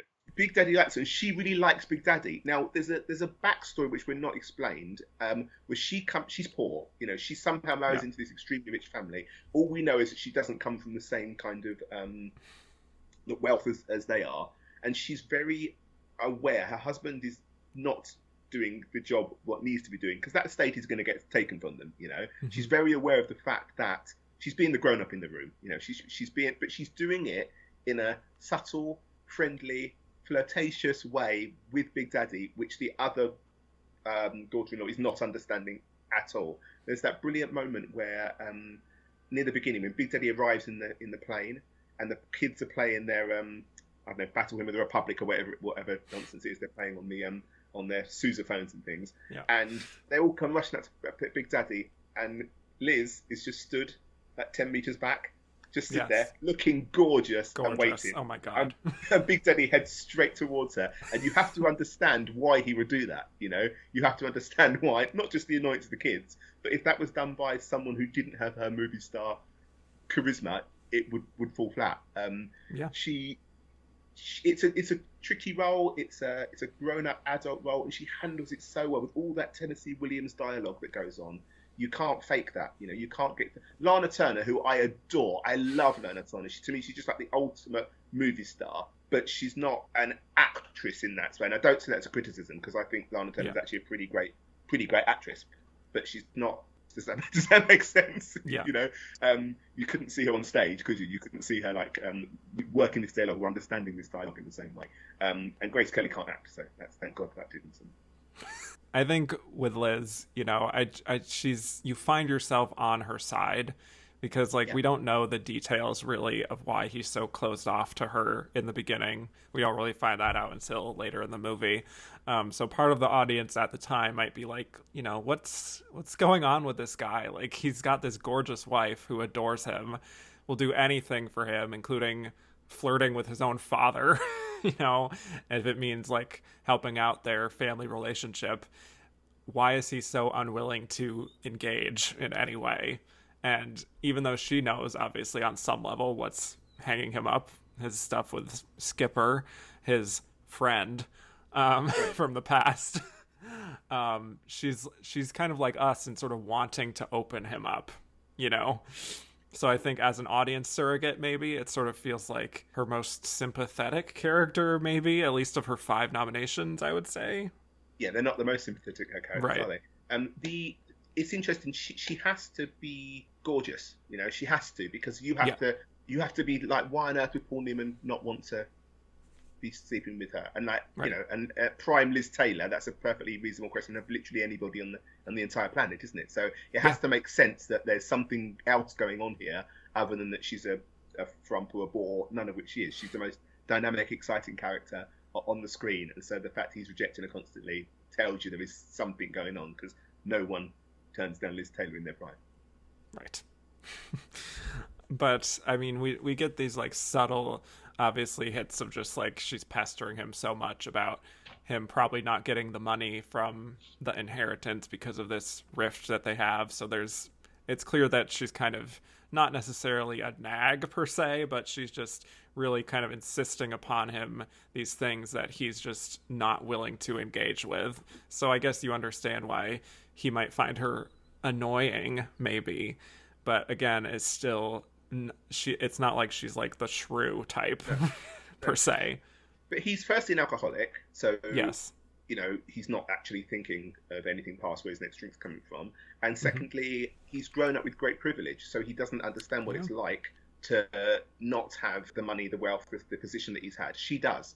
So she doesn't want to end up back there. She's married into this family. So as we're saying, she's kind of like the adult in the room. He is not seeing what's going on around him. He's got no idea that they could actually end up with nothing or a lot less. And so she's not just, does she want, the wanting of a child is not just because she wants the love of her husband. She's well aware that they need a kid to please Big Daddy and Big Mama, because the brother and sister-in-law are 6 ahead of them, aren't they, at this point? So you're on her side, because she feels like she's the one who's actually taking the situation seriously, whilst Paul Newman is just padding around in his bedroom wearing pajamas. Right. And looking great doing it. So I just also love, speaking to the children aspect of it, all of her little dealings with her nieces, calling them a no-neck monster is so perfect.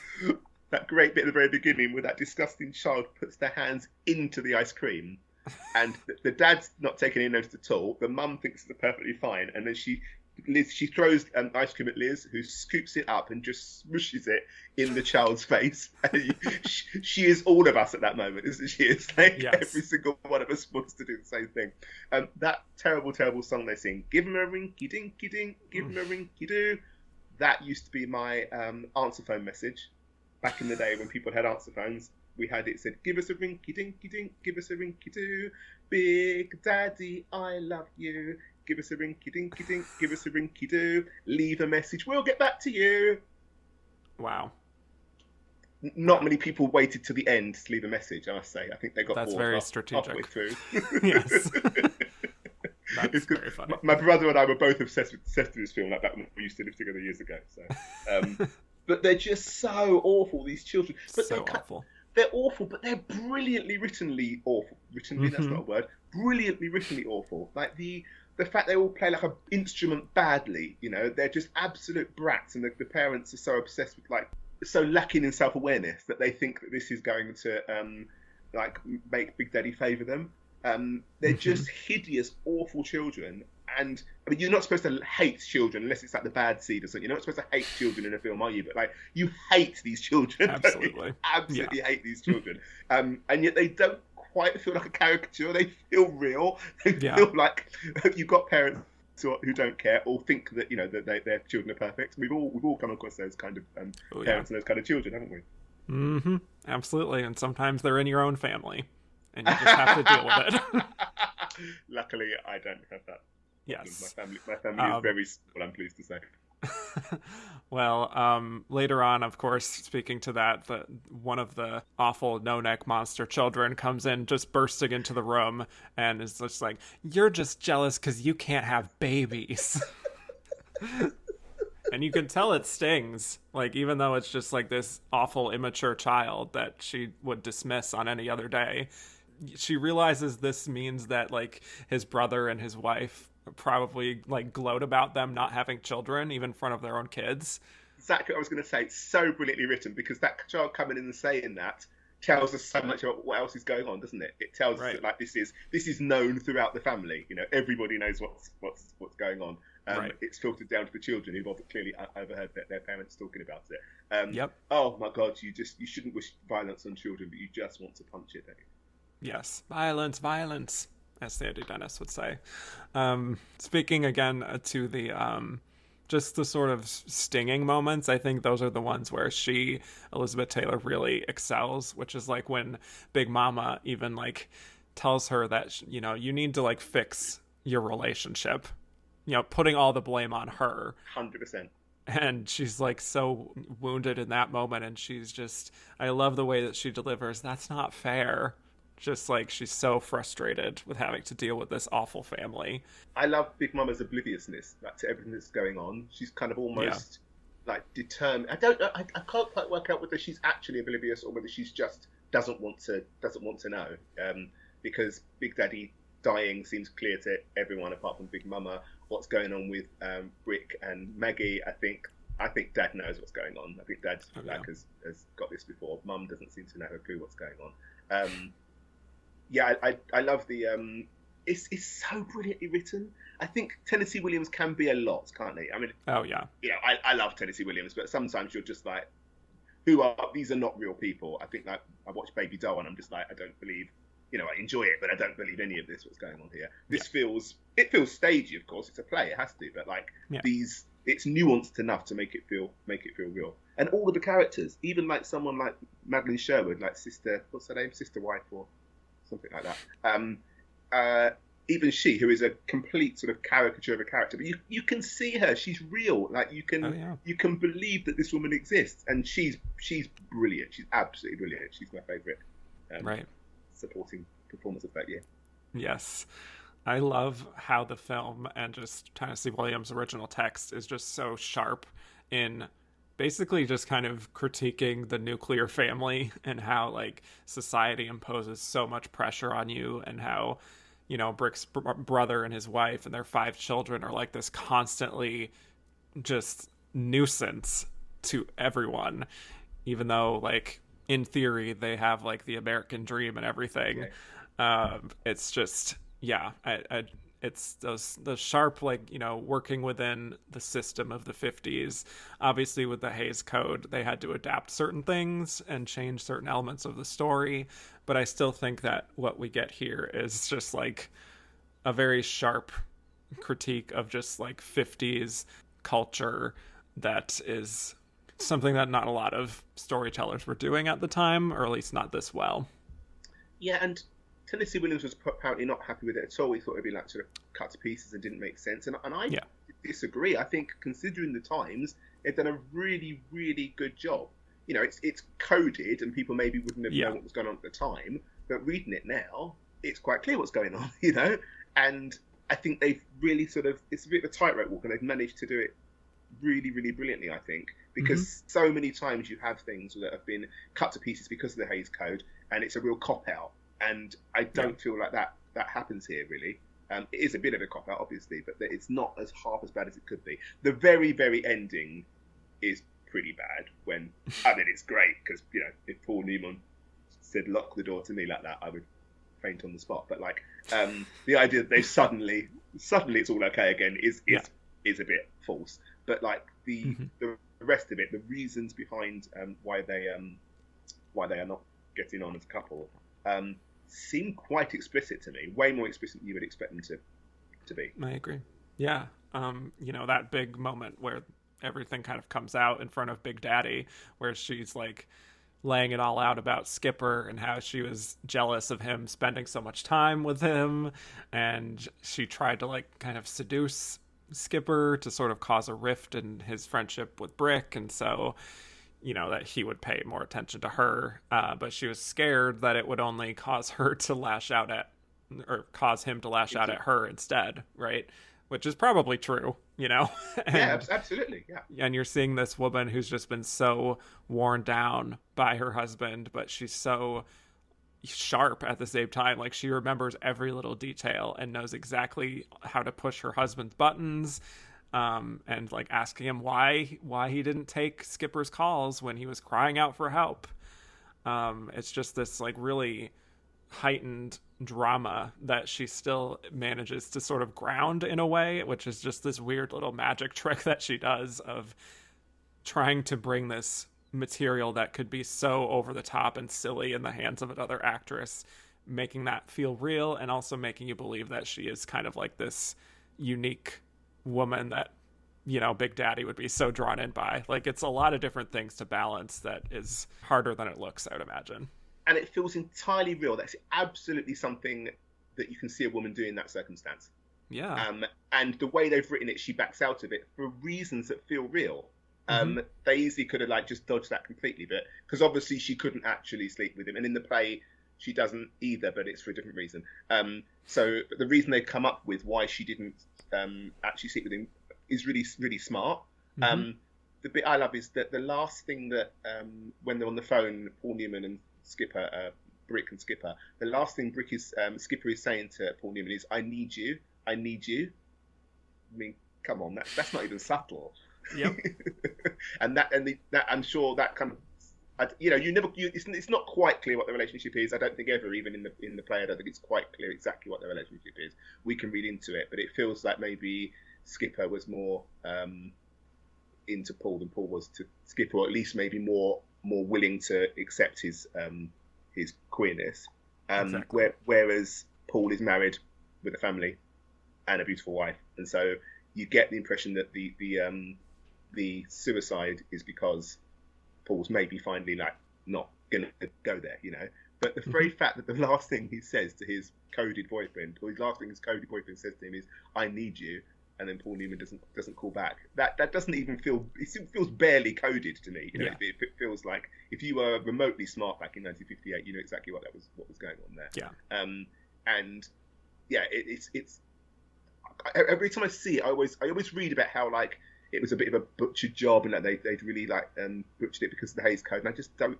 That doesn't read to me at all. I think it's really, really smartly done. Yeah, I think they did as much as they could within the confines that they had, and still got away with more. There's also a really interesting point which I hadn't noticed before. Big Mama says something like, "Oh, do you remember you've been the love of my life? And do you remember we've been together? Do you remember when we first got married?" and it turns out she was actually 3 months pregnant with Gooper is his name when they got married, and you're like, how did that slip through? It's just sort of said the throwaway line that she was 3 months. That's true. With child when they got married, and you're like, oh, that's interesting. There's something else going on there, isn't there? There's more to that story. Yeah, that's a really good detail. And to your point, it's such a brilliantly constructed film.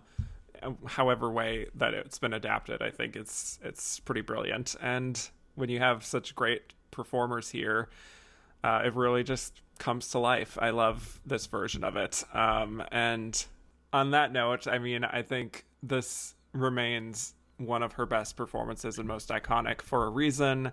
It's, I mean, right up there almost with like a Vivien Leigh in Streetcar in terms of just brilliant Tennessee Williams adaptation to film type of lead performance. So huge fan of this one.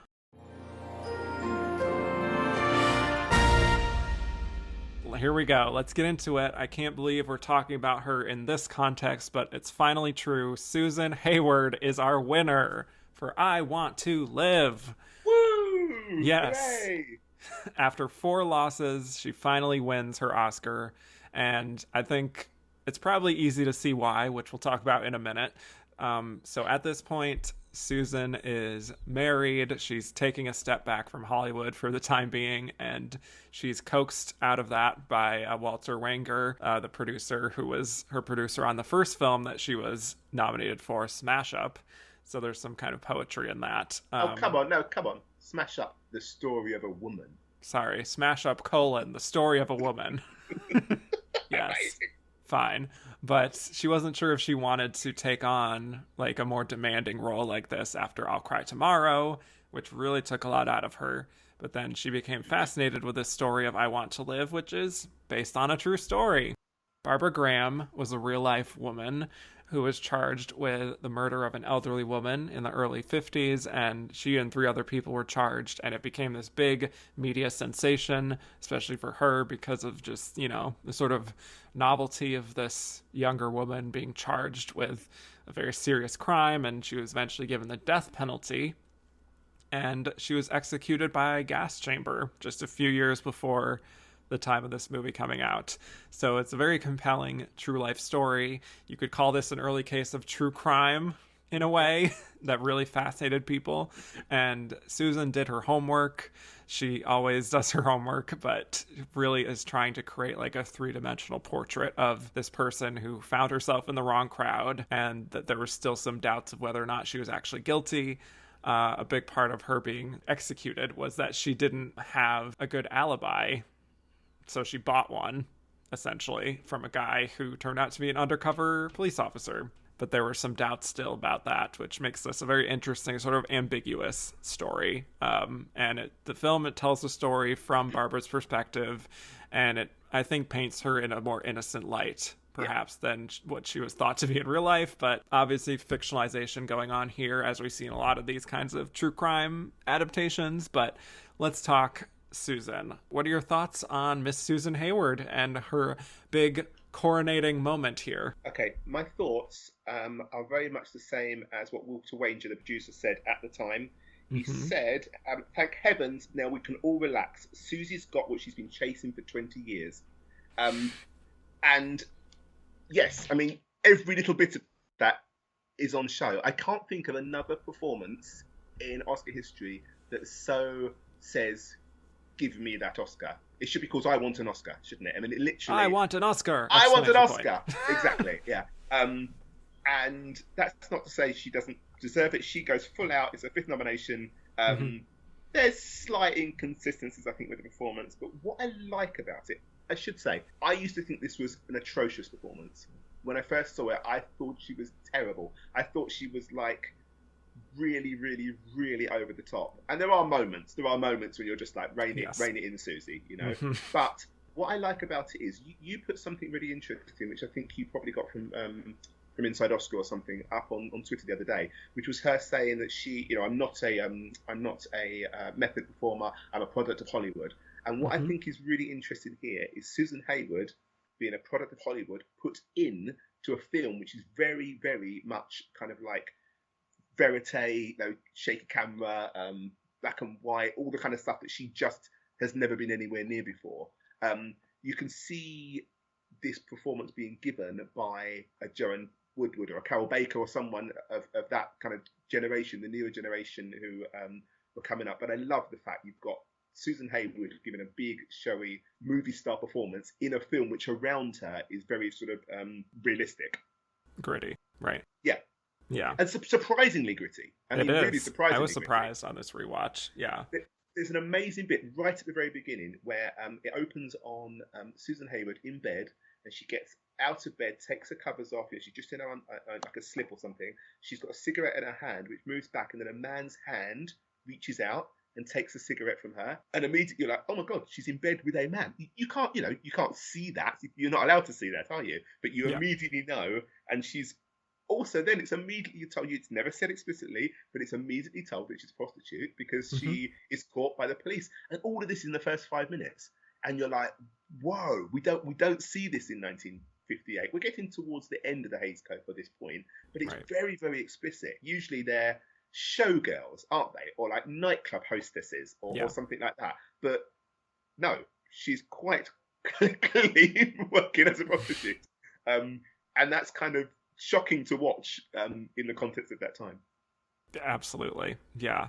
I've talked about Susan Hayward so much at this point that people already know that I like Susan Hayward a lot in a lot of her performances because she's always going for it. Yeah, always. She's never phoning it in. She throws her whole weight behind her performances, for better or for worse. Yeah.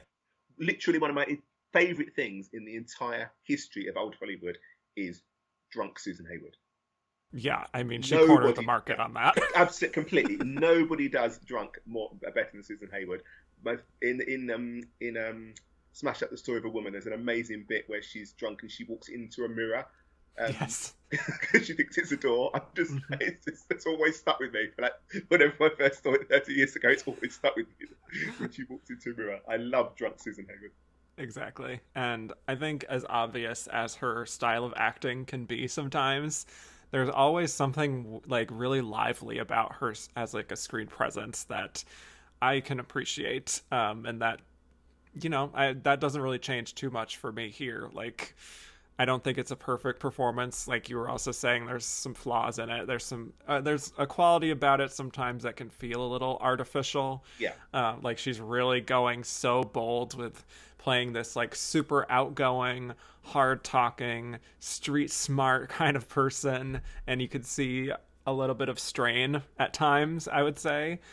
But when she's good, I think she's really good. I think towards the end of the film, maybe she loses a little bit of steam from what we saw towards the beginning. But, you're seeing sort of like the toll, obviously, that's been taken on her from just dealing with all these like appeals and acquittals and having to stay in jail. And she's like going through the ringer of everything. So I get why it's obviously a quieter performance by the end. But there's also a certain bitterness to her towards the end of the film, the second half, that I really was surprised by, that really I think is reflecting how she's been feeling so mistreated as a person to a certain degree, and I love seeing that side of her.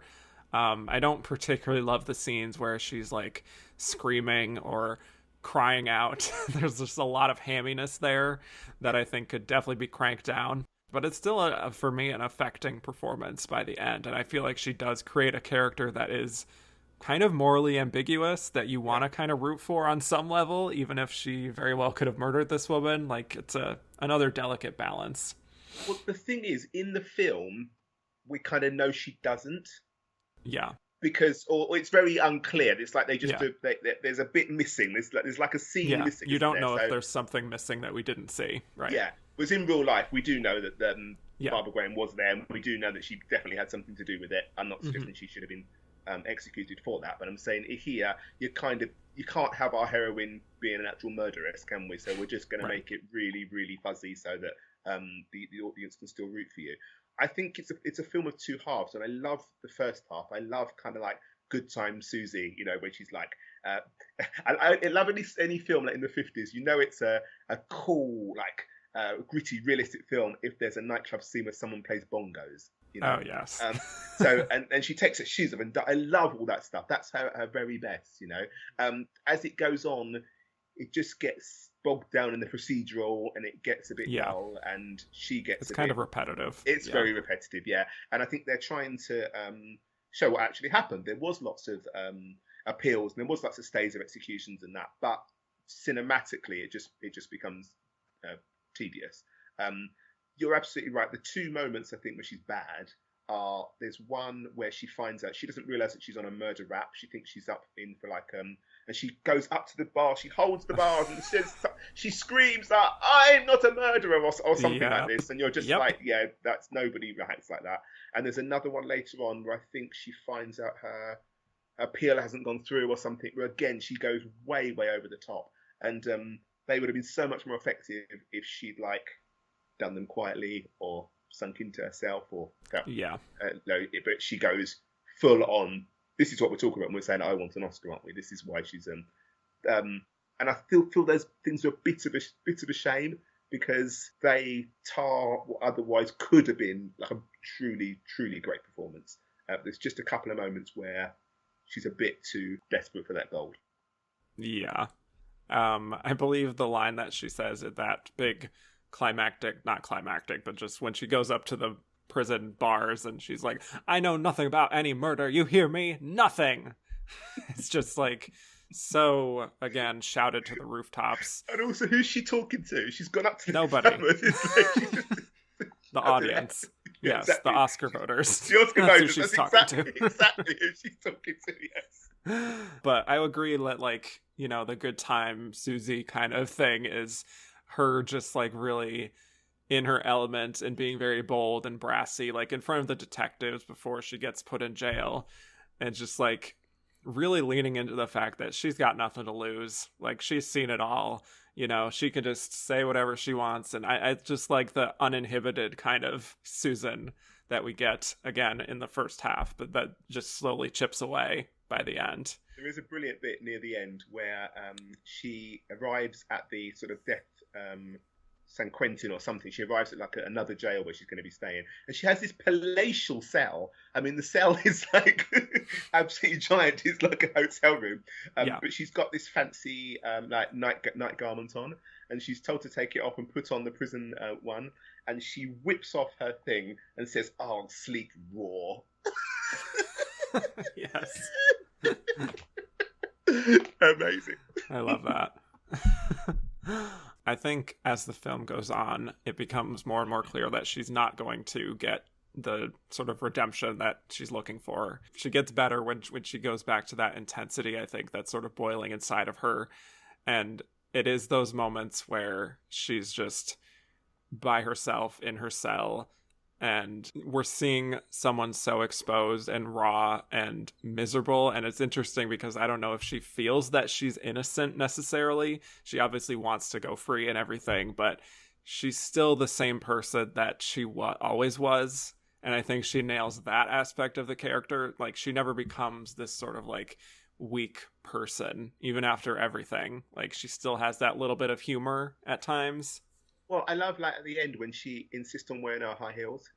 Yes, exactly. Excited, you know. So she's in no way apologetic. She's not apologizing for who she is. She's not apologizing for, you know, she may be sorry for why she's there, but she's not gonna sort of back down, as it were. If she's going to be executed, she's going to be executed looking fabulous. And I remember the first time I saw this film, and I was absolutely shocked when they literally take her into they put a blindfold on and they put what do you call it, like a straitjacket. A straitjacket, that's it. It. They take it into the actual gas chamber. They and you're like, what am I watching? This can't be happening in 1958. It's really, really shocking. Not from the context of stuff we would watch these days, but imagine in 1958 seeing that, because I bet most of the people watching that thought there was going to be like they would have known the actual story, but at least they would have thought there'd be like a softened ending or something. You don't actually see people being executed in 1958, especially women. Especially movie stars, you know. Yeah. Female movie stars don't get executed in graphic fashion in 1958. I believe this is a first for a Best Actress winner. And to this day, it's still quite shocking watching it. Especially, you sit watching and she's blindfolded and there's all those men watching her. So it's like a glass booth that she's in, and all the members of the press are sort of allowed in, and they're all just like watching her, and it feels like even in death, she's still got like men preying on her, you know. Mm-hmm. And that's why she wanted the blindfold. She didn't want to even see them. Yeah. Look at me getting philosophical. It's not like me getting all like philosophical like that. I'm usually just busy talking about like costumes and things. But like, I really notice it's like saying like her entire life, you know, men have kind of abused her in some way, and even in death, you know, she's not getting free of them. Right. And that's why she's at least trying to reclaim a little bit of power by requesting the high heels, requesting to be blindfolded. And then I love the final word that she gets in the gas chamber, where like one of the attendants is like just kind of giving her advice about like how to make it easier.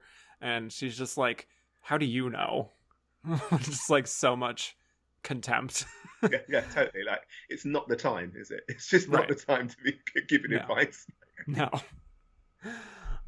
So I mean, I think this is a very, very good performance from her, and I'm glad that she was sort of coaxed out of being a wife to take on another big, taxing role for her, because she, again, pours so much into it, and maybe sometimes it's too much in certain scenes, but I think on the whole, I am pretty positive on this performance, and if there's someone, again, this is such a great lineup that it's hard for me to lean one way or the other about who's more deserving per se. I think, you know, 3 or 4 people I'd be very happy with winning this, but for me, I don't have an issue with her finally winning this award. No, it's one of those performances which may not be universally admired, or there may be other people that you would have wanted to win in that situation, but nobody can be like mad that Susan Hayward, A, that Susan Hayward has an Oscar, and B, that Susan Hayward wins for this particular performance. You know, you can't be mad even if you prefer one of the others. Right. Yes. And just to go back to a little bit of what you were saying at the beginning, it's just the film itself, I think, is so different from what I've been watching, even from the 50s. The starkness of it, the grittiness of it, it feels unconventional as a film, even though this performance that she's giving might be a little bit of the studio system still. The film itself feels a lot more advanced and feels like we're really trending into the 60s now at this point. And it's just sort of creeping in here at the late 50s. And again, excited to see more films of this nature when we get to the 60s. So let's get into why we think Susan Hayward won this. Just to speak to the race, in the lead up to the nominations, after Cat on a Hot Tin Roof comes out, it was revealed that Eddie Fisher, who was married to Debbie Reynolds, was having an affair with Liz. And so Eddie and Debbie announced their separation. I think a lot of the goodwill that Liz had after the death of her husband may have slipped away a little bit. She was now like the other woman, so I don't know how much that might have affected votes in the end. Oh, I'm sure it affected votes a lot. I mean, Debbie, it's Debbie Reynolds. You know, you couldn't be more sweet, couldn't be sweeter, couldn't be more American Pie, and then you've got like temptress Liz Taylor stealing your husband away, whose husband had just died. So it wasn't like, you know, the whole thing is just messy. Can you imagine that today? Can you imagine the scandal? Imagine Twitter reacting to this. Yes, exactly. Someone said something the other day about on Twitter. It must have something to do with Johnny Depp or something like, oh, when has Hollywood ever seen scandals like this before? And I was like, are you fucking joking? This is nothing. This is absolutely nothing. There's this, you know, earlier in 1958, we had everything with Lana Turner and her daughter. Exactly. Like, 1958 was like a very messy year for celebrities.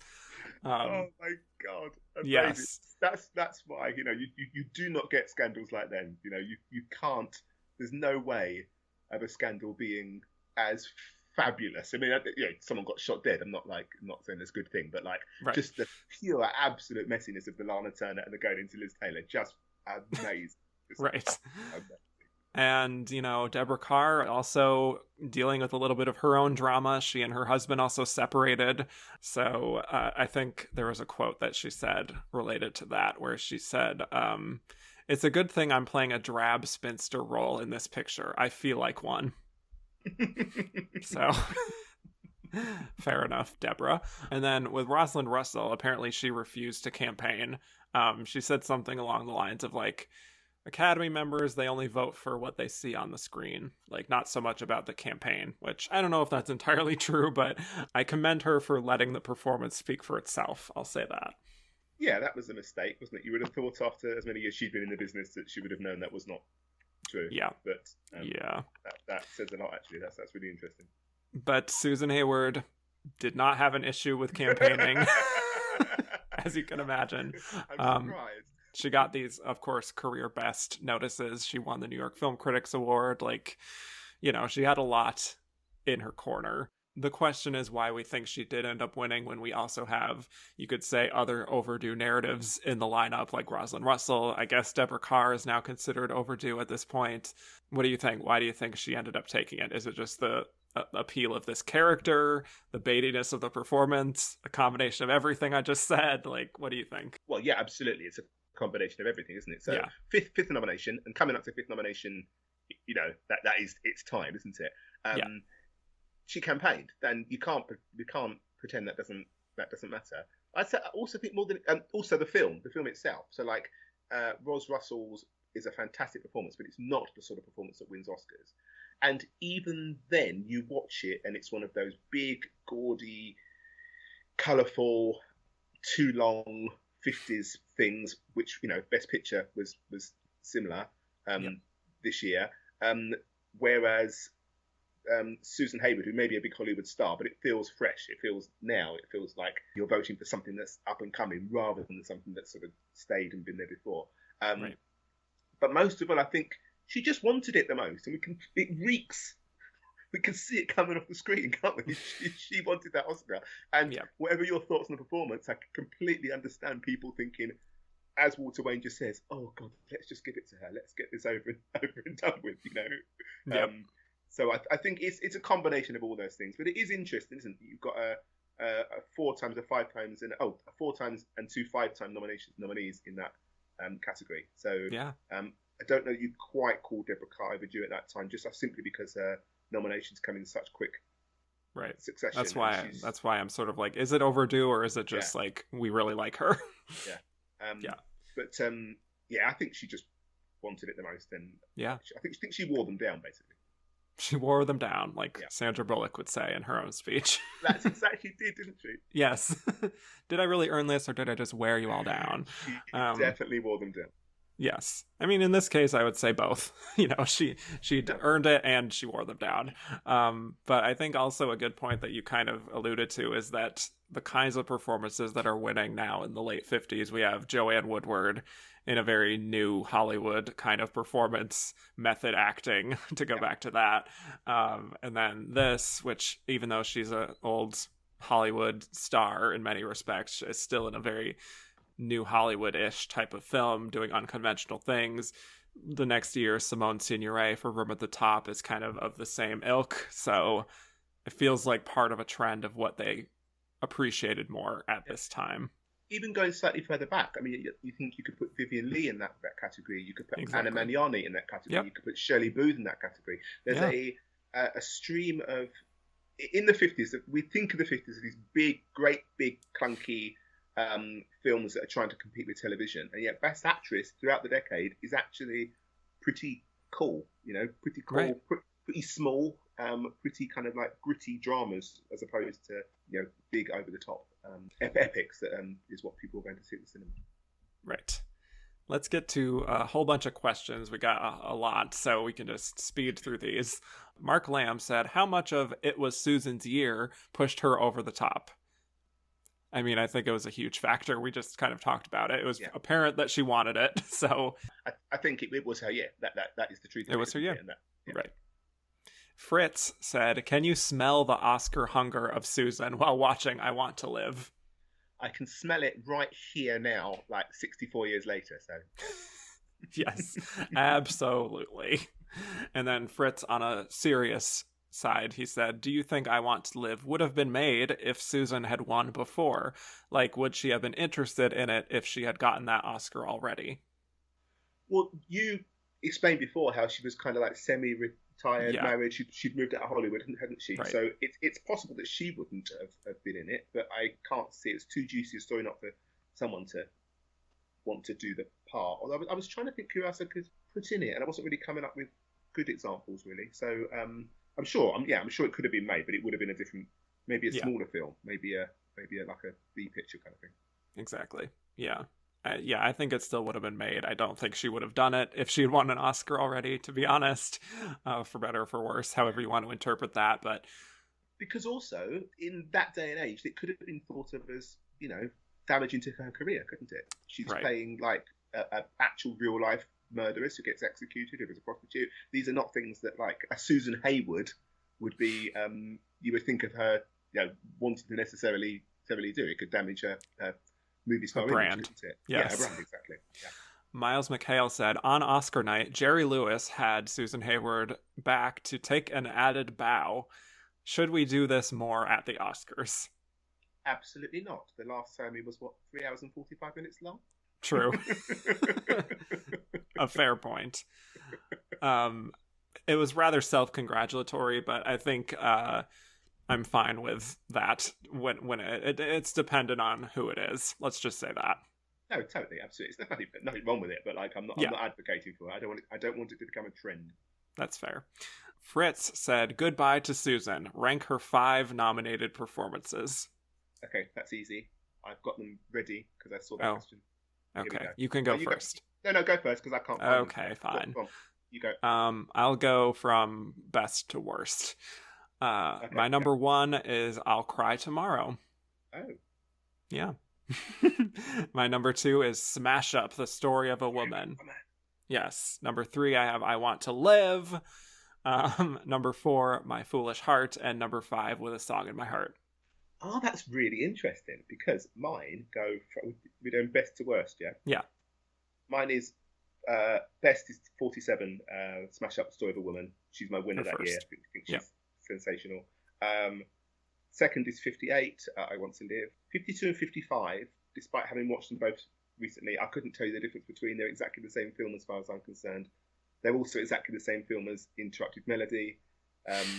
They're basically all the exact same film in my head, so I've got no opinion of which one is better than the other. And then worst is 49 because 49 is My Foolish Heart. My Foolish Heart is so disappointing because it starts off with my favourite thing, drunk Susan Hayward, and then 10 minutes in she turns into some demure, drippy schoolgirl or something, and we never really go back to drunk Susan Hayward, so it's a complete waste of her talents. So fair enough. Yeah, that's my number 5. And similarly, Cinema Sex Kitten said, rank Susan Hayward's nominations, but only on the melodramaticness of the titles. Oh, this made me, I saw this question, it made me howl, because I haven't actually thought about it, but like, they are just an absolute dream, aren't they? The melodramaticness of their titles. I love it. Starting with the least melodramatic, building up to the most melodramatic, yeah? So the least melodramatic is My Foolish Heart. That's a bit agreed, isn't it? That's a bit pathetic. Yeah, sounds like it could be like a biopic about like a country music star or something. Yeah, it's just a bit dull. Then secondly, With a Song in My Heart. Hearts are not doing it for me. They're not very dramatic. I do love the drama of I'll Cry Tomorrow. I'll Cry Tomorrow. It's a fabulous title. Then we've got number 2 is I Want to Live. Which, I want to live. It's fantastic. The exclamation point does a lot of the work there. Yeah, I'm just going to add one on my pad now, exclamation point. But nothing can come close, or ever will come close, to one of the greatest titles in Hollywood history, if not the greatest title in Hollywood history. Smash Up, the Story of a Woman. I have the exact same ranking. Completely agree from top to bottom. Oh my god. So it's Smashed Up itself. It's got nothing really to do with the film, but then it's called The Story of a Woman. Why? Why is it called The Story of Why have you added that onto it? It's like, this is it. This amazing. Is the story of a woman. This one right here. Yes. That's perfect. That actually makes, every time I think of that title, it makes me laugh. So I just love that there's a colon there. It's just Yeah. And it's Love sort it. of a woman. Why a woman? It's not the story of a drunk, the story of an alcoholic, the story of something, just a woman. Yeah, just a woman. It's so generic and it's so dramatic at the same time. Yes. Although cool. I will say there's a tagline for I'll Cry Tomorrow, which is extremely melodramatic, which is that it was filmed on location inside a woman's soul, which is the best.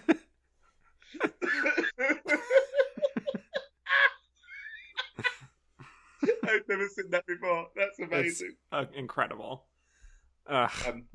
Yes. So is I'll Cry Tomorrow the is that which one's Jane Froman and one's Jane Froman is With a Song in My Heart. Lillian Roth is I'll Cry Tomorrow. Yeah. Let's move on to some questions about Deb. Fritz said, "Who is your favorite in Separate Tables?" Really good cast. I think the supporting players are really what sort of cut through the melodrama of the rest of the film. I love Wendy Hiller. I love Gladys Cooper. Probably one of those. It's Gladys Cooper by a mile. Gladys Cooper steals every scene she's in. She takes the whole thing from everybody. Yeah. I don't understand Wendy Hiller's win. I like Wendy Hiller, but she didn't. She said something like, "I don't know why I won this award. I spend most of my time with the back to the audience fussing around in the background," or words to that effect, she said. Yeah. And there's a lot of like her setting tables and things. It's just I don't know why her performance stood out compared with others for awards attention. Now Gladys Cooper to me is the absolute MVP, as I think you say in America. That's an American saying, isn't it? Something to do with basketball, yeah. Yes. Yeah. As you can see, not wholly familiar with that. That's fair. Yeah. So Gladys Cooper, 100%. Fritz said, "Would Deborah Kerr have won over Wendy Hiller in supporting?" Fritz, you know the answer to that is no, because there is not a hope in hell that Deborah Kerr was going to end up in supporting. Deborah Kerr was a star. She was not going to be in the supporting category. Neither should she have been, because it is a four-hander. They are all lead. I will die on this hill. Even because the play itself, it tells you the play itself is two people playing the four characters. If you put them together, all four of those characters are lead characters. Everyone else around them is supporting. She may not have a lot of screen time, but her screen time is not measurably less than the other three in that equation.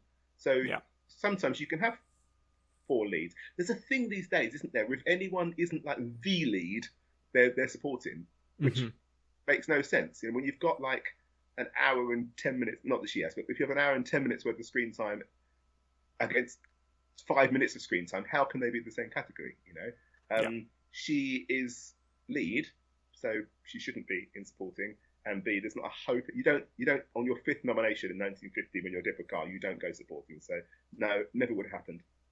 Yes. Need we remind you, Kerr rhymes with star. Exactly. Kerr rhymes with star. Yeah.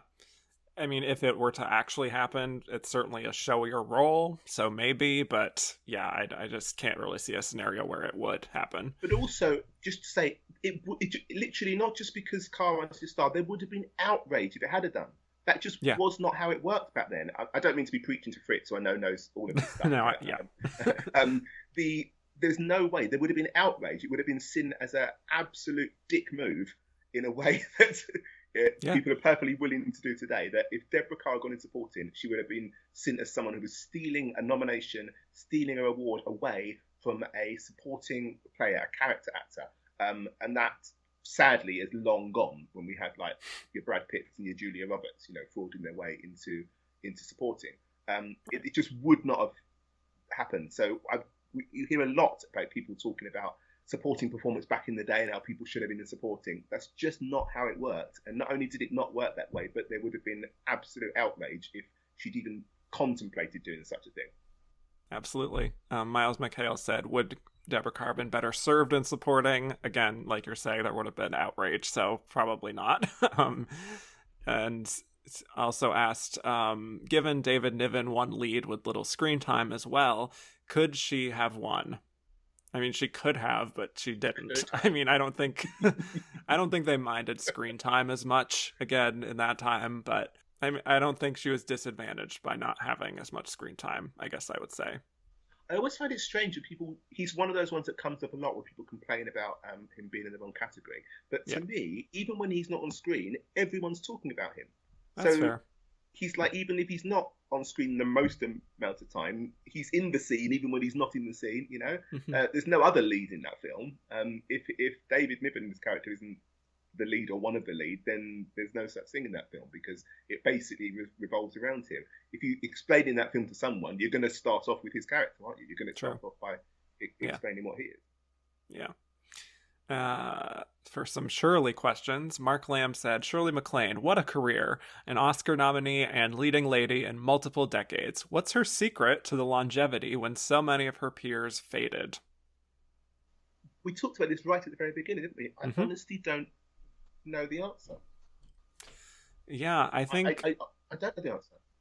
There's something, again, that's very eccentric and witty about her screen presence that feels kind of timeless, strangely, and it works just as well as in Some Came Running as it does, like, as a guest star in Only Murders in the Building this past year. Like, she wasn't a glamour girl, but she still had this very striking kind of weird presence. I think there's something interesting also in that she becomes a star in Hollywood right at the end of like the Hollywood, so she's not as caught up in the whole fakeness, you know. She's a bit fresher, she's a bit more realistic in a way, so I think that makes an easier path going forward than like a Kim Novak or a Lana Turner or someone who had been steeped in that sort of what's the word, superficiality or something, you know. She can adapt quite easily into the 70s, where the acting style is one of my favorite things is seeing old Hollywood stars later on, you know, and whether they've managed to adapt into it. So you see like an Ingrid Bergman in Autumn Sonata, who does it seamlessly, you know, and then you see other people who just would never have been able to do that. Betty Davis didn't really. Betty Davis continued playing Betty Davis right up to the day she died, and God love her for it. But that's why she wasn't really in awards attention anymore, because she was still acting in the style that she'd been brought up in the 30s. I think Shirley adapts very, very well, doesn't she? It's seamless from sort of the artificiality of the 50s right up until the present day. She never got sort of trapped in that Hollywood sort of bubble. Right. And there's just kind of like a kookiness to her that can kind of like be inserted into like ensemble films all the time. And she could play grandmother, she could play mother, she could play wives, she could do a lot of different things, I think. So, and sometimes it's just as simple as she didn't go away. A lot of people sort of slow down. You know, a lot of people sort of don't want to do it anymore. They kind of retire. They have kids, whatever it might be. The very fact that she's still going, when you want a woman of a certain age, who have you got to choose from? Maybe Shirley MacLaine's like the only one still around, isn't she? Like, of that stature. You know, if you want a star who's in their like 50s, 60s, 70s, 80s, wherever it is, there's diminishing amounts of people to choose from as you go forward. And here she is still around. I was literally watching the end of Only Murders in the Building like on Friday or something. Right. And there she still was at 88. You know, amazing. It's so remarkable. Just like watching her in this current day show and then watching her in this film from 1958. It's just so surreal when you think of her longevity. So Emily said, first for Miss Shirley MacLaine, where does this rank for her nominations for you? I won't say yet since this is only the beginning, so I'm not going to do that until I get to Terms of Endearment. But if you had a ranking, feel free. Yeah, okay. So from worst to best, 63 is worse. 63 is a catastrophe. I'm just like, Irma she's a disaster, an embarrassment, just a calamity of a film. Then maybe, I'm going to say, I don't like The Apartment. Wow. And I don't like her in The Apartment. Rude. I think she's whiny. So maybe 60, then 58. I haven't seen The Turning Point in such a long time, but I'm guessing that's my number 2. And then my clear number 1 is Terms of Endearment in 1983. So 60, 58 are interchangeable to me. 63 is definitely the worst. And I'm guessing 77 is my second because I'm not too keen on the others. I love Shirley MacLaine. I'm just not that keen on her Oscar nominations, if that makes sense. Fair enough. Because, of course, what's missing there is Supporting Actress 1990, The Postcards from the Edge. I mean, oh, my God. Absolute. I adore that performance. Yeah, absolutely. So for some Roz questions, another one from Emily. Most important question of all. Favorite costume Rosalind Russell wears in Auntie Mame? Annoyingly, I saw this question after I'd finished watching the film, so I wasn't taking notes as we went. But that last gold sari outfit she's wearing is very, very me. It's fabulous. It is. It's much like you dressing up as an Oscar. Very me. I could definitely pull that off. Yes, it's stunning. I love that. The one in the beginning, the orange and the black, a perfect Halloween-friendly outfit. So, but the costumes are amazing. Did it win? They are. I don't. I should look it up. We should see what won best costume that year, because if it. I think that was probably Gigi. Oh, of course, yes, Gigi won. Which won everything. Yeah. But it really should have if it didn't, because it's absolutely amazing. Yeah. Katori said, if Rosalind Russell was nominated for Picnic, which performance had the better chance of winning in their respective years, Auntie Mame or Picnic? I still think Auntie Mame. I don't know if, again, they would have done a supporting win for Rosalind Russell, and even if she was in lead, I don't think they would have gone for her there either, so... Yeah, the Liz, not the Liz, the Ros thing is interesting, because in 55, she refused point blank to be put in supporting. Right. She actually was supporting, so it wouldn't have actually been fraud. You know, it would have been fine. But as a star, she didn't want to do it. I think she's terrible in that performance. I think it's kind of off her meds. I don't know what she's doing. So I would 100% hope it was Auntie Mame. But 55, I like the 55 lineup. So yeah, I like the 55 supporting actress lineup. It's perfectly fine without. But thank you very much. John Anzalone said, I think the race between Hayward and Russell was likely extremely close. Do you think it was top 5 all-time closest races? In my mind, Russell should have / could have won. I think I'm not going to comment on that right now because I don't want to say if she was the runner-up necessarily, but I don't also think that it was an all-time close race either. I'm really not sure, because there's how many we up there? 94. I've got to go through 94 in my head. Right. I think we all immediately assume that the really close ones are 50 and 18. Is that Glenn and Olivia? Is that 18? Yeah. Ask me anything about the 40s, 50s, 30s. I can tell you. Ask me about 2 years ago. Got no idea. So. I think the 2021 where Frances won her third for Nomadland was probably really close. But I think that was probably close, 5-way close rather than 2-way close at the top. Right. I think Frances just won because of Best Picture. Because she had Best Picture to go for it. I don't think any of those stood out as an obvious winner at all. Right. Christopher Perkins said, who would you cast in a modern remake of Auntie Mame? Okay. And he said, my pick, Mariah Carey. That's his choice. Oh, I missed what his thing was. So I have thoughts. When we say modern, are we meaning that it's a modern day adaptation, so it's set nowadays, or are we taking it from those days and putting it to now? Because that makes a difference. I think the latter. The latter. That's how I interpreted it. Yeah, no, yeah, absolutely. No, yeah. I'm just saying that the casting could be dependent upon that. Yeah. Hold on. So my answer is, age-wise, doesn't quite make sense, but she looks way younger. So my answer is Cher. Yes. My answer for most things is Cher, to be fair. That's fair, yeah. But, she would be... I'm sure there was talk of Cher doing some kind of adaptation. You would think, of Mame at some point. Right. Also, what would have been amazing, if it happened 20 years ago, would have been Liza. Yes. It would have just been fabulous. But interestingly, the thing that came to mind, and it's not that's anything she's ever done, but I can completely see her pulling this off, is Olivia Colman. Oh... I like that version. I feel like that would be a little bit warmer.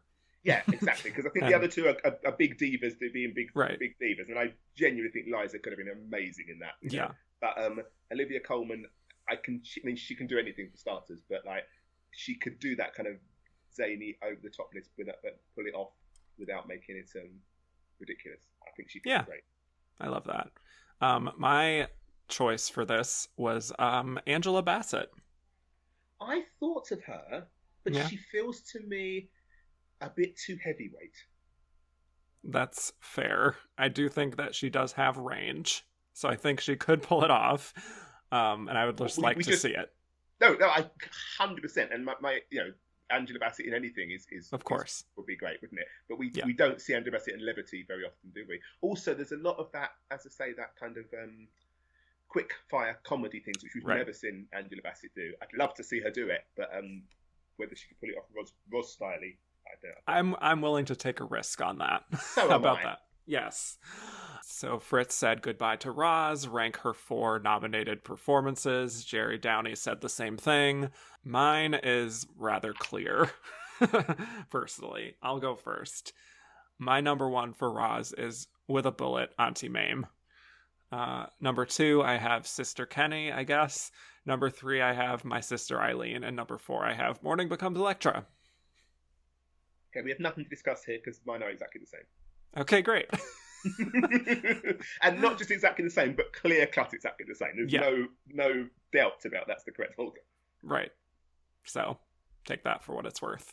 A few for Liz here. Miles McHale said, "This is Liz in a classic. I wish she won for this rather than Butterfield 8.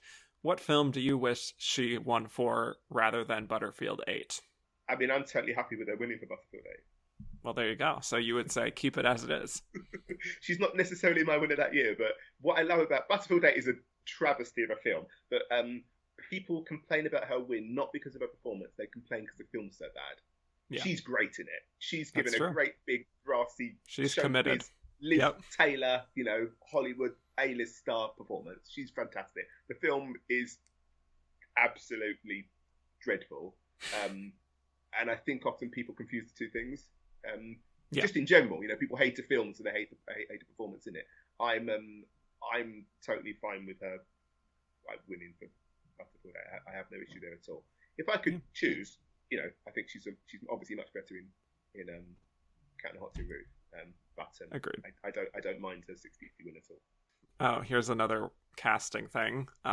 Fritz said, "Who would you cast today in Auntie Mame and I Want to Live?" Again, Angela Bassett. So just quickly, one other thought I had for Auntie Mame these days was Helena Bonham Carter. Ooh, I like that. I can completely... She could pull off some comedy there too, I think. Yeah. The quirky, weird energy. She kind of feels a bit Auntie Mame already, I can imagine going to a party around her house. And your fun, kooky aunt, yes. I've really struggled with coming up with people for I Want to Live. Me too. Nowadays. That's really hard. Really struggled. You need that slight sort of bawdiness. You need to be that kind of slight over the topness. It's not a subtle role, is it? And so, who is around these days? Who is the Susan Hayward of nowadays? I've got no idea. So, I don't know how you feel about this particular actress. So who knows if you'll agree or not. This is just what I came up with. It's a little bit lazy, but maybe someone like Margot Robbie would be the right age, the right vibe in terms of someone who could definitely play bad. I could sort of imagine this as like a self-indulgent sort of star vehicle for her. I don't know. It's tough. I'm laughing because literally the only person I've got written down here is Margot Robbie. Oh my God, really? I mean, I think Margot Robbie's a really great actress. I think she's fantastic. I love Margot Robbie. I can see her doing that because the other people have been right. I mean, she's maybe slightly on the young side, but there aren't many actresses like big actresses, 20s, 30s. All the really big names are like heading towards 40 and above. I think it takes a lot to become a movie star these days. There's not that many movie stars around, are there? There's people who are big on television, but there's not that many like movie stars. You want a movie star for this performance, don't you? I just loved the chaotic possibility of Amber Heard doing it. Wow. Well, moving on. Not going to touch that one. Who I've never seen in anything. I've never seen Amber Heard in anything other than I think she was a supporting role in The Danish Girl. I've got no idea anything about her whatsoever. I just thought that would just be that kind of. She seems to have the. That would be a moment. Yeah, that was my thinking. Yes. I don't want to spend too long on this one because this is kind of tough. But Fritz also said recast the 5 roles with the 5 nominated actresses. I think that's kind of impossible because there's some that don't. They're very different. Yeah, I think only Shirley and Liz could maybe swap. Ros would have to be swapping with. Oh, so I think Ros could do Deborah Kerr. That's very kind of. It's got a hint of Morning Comes Electra there, isn't it? Yeah. As the dowdy sort of spinster role. And then again, Liz and Shirley swapping. Does Susan Hayward do Auntie Mame? Yes, absolutely. I've got Susan Hayward down as Mame, and then I don't have someone for Susan Hayward of those ones. Maybe Shirley could do Susan, but she feels a bit young, maybe. One thing I did think, how amazing Liz would have been doing Mame later. Yes. If this is like, we can do what the actresses at different ages, I think of her. I even think of Shirley MacLaine, you know. Yeah, totally. Yeah, absolutely. Yeah. Both of them. TV movie in the 50s, TV movie in the 80s. 100%. Would have been yes. Brilliant. Yes. Let's see. A few more here real quick. Andrew Carden said, given their inexplicable infatuation with Gigi, why do you think Leslie Caron missed here? My greatest beef with the Academy at the moment, other than their continued acceptance of category fraud, is the fact they have not given Leslie Caron a honorary Oscar. This is a 2-time Best Actress nominee who starred in 2 Best Picture winners.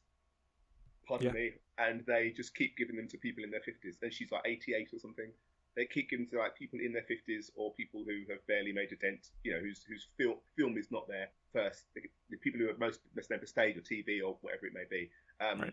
So there's so many other French people I could say the same for, actually. There's so many French people who keep dying without honorary Oscars. I don't know. I mean, it's one of those things we were just talking about, isn't it? Those big sort of splashy musical things where the performances aren't really what you're looking for. It's interesting because Hermione Gingold also does not get a nomination. You think that would have been a clear-cut one. Maurice Chevalier doesn't get a nomination but gets an honorary award that year instead. He was apparently, I think, pushed as lead, which is weird because he's not lead at all, and it would have been much better to give him a proper Oscar rather than an honorary in the same year. It's just all very weird and messy. I think it's because it's not about that film is not about the performances, is it? It's about the I don't really know what it's about. I don't think it's. I don't like the film, so I don't like Gigi, so I don't rewatch it a lot. But I just don't really remember her performance being outstanding, so I'm fine with that. One last question from Cinema Sex Kitten, who said, 1958 saw the debut of the Donna Reed Show. Which of these actresses do you think would have been great in a long-running 1950s sitcom? The obvious answer is Rosalind Russell, who it feels very odd that she wasn't, because if you think that Loretta Young had a show in the 50s, I think Barbara Stanwyck had a show in the 50s, Lucille Ball obviously had a show in the 50s, Ros just keeps on appearing in movies, and it's very interesting how that sometimes happens. You can't choose, you can't pick the ones that she feels like she was the kind of star, the big star, but not of the top rank. She feels absolutely perfect to be slotting into a TV show like her best friend Loretta Young had. But she doesn't. She keeps on making movies right up until, like, you know, Gypsy in 64. She's still going, isn't she? 63, 64, 62 maybe. So I think the answer is Ros. You can definitely see Ros doing a I Love Lucy. That is exactly what I was thinking as well when I saw that question. So there you go. We agree again. Great minds. Yes. Let's get to our final segment where we'll discuss who we think was the runner-up of this Best Actress race. Baby Clyde, who do you think of this lineup was number 2? Oh, I think Ros was quite clearly number 2. Yeah. Any reason? I mean, we kind of already talked about it, but... 4th nomination, cinema legend. Liz just had an affair. Too early for Shirley. Deborah's bad. Also, Mame is like a huge moneymaker. It's like the second biggest moneymaker of the year or something, isn't it? It was a box office hit. It was a Best Picture nominee. Yeah, exactly. So everything suggests that it's Ros. And the only thing I think she didn't win is it just doesn't feel as fresh as Susan Hayward. It's too light. It's too light. Yeah. She wasn't executed at the end. So. Right. Although that would have been an interesting twist. I agree with you. I think definitely Ros was number 2 here.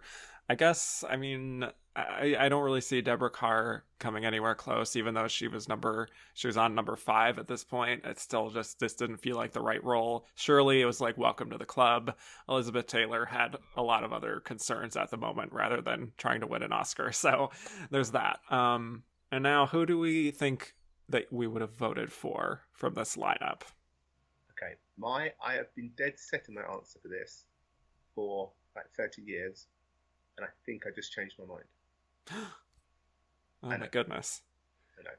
So I always would have said Liz, but I just watched Ros, and I'm like, there's so much going on. She's doing it so well, and you know, Liz is going to have more opportunities, and I just feel like come the time, if I'd been there in 1958, I think I can't imagine not voting for Rosalind Russell.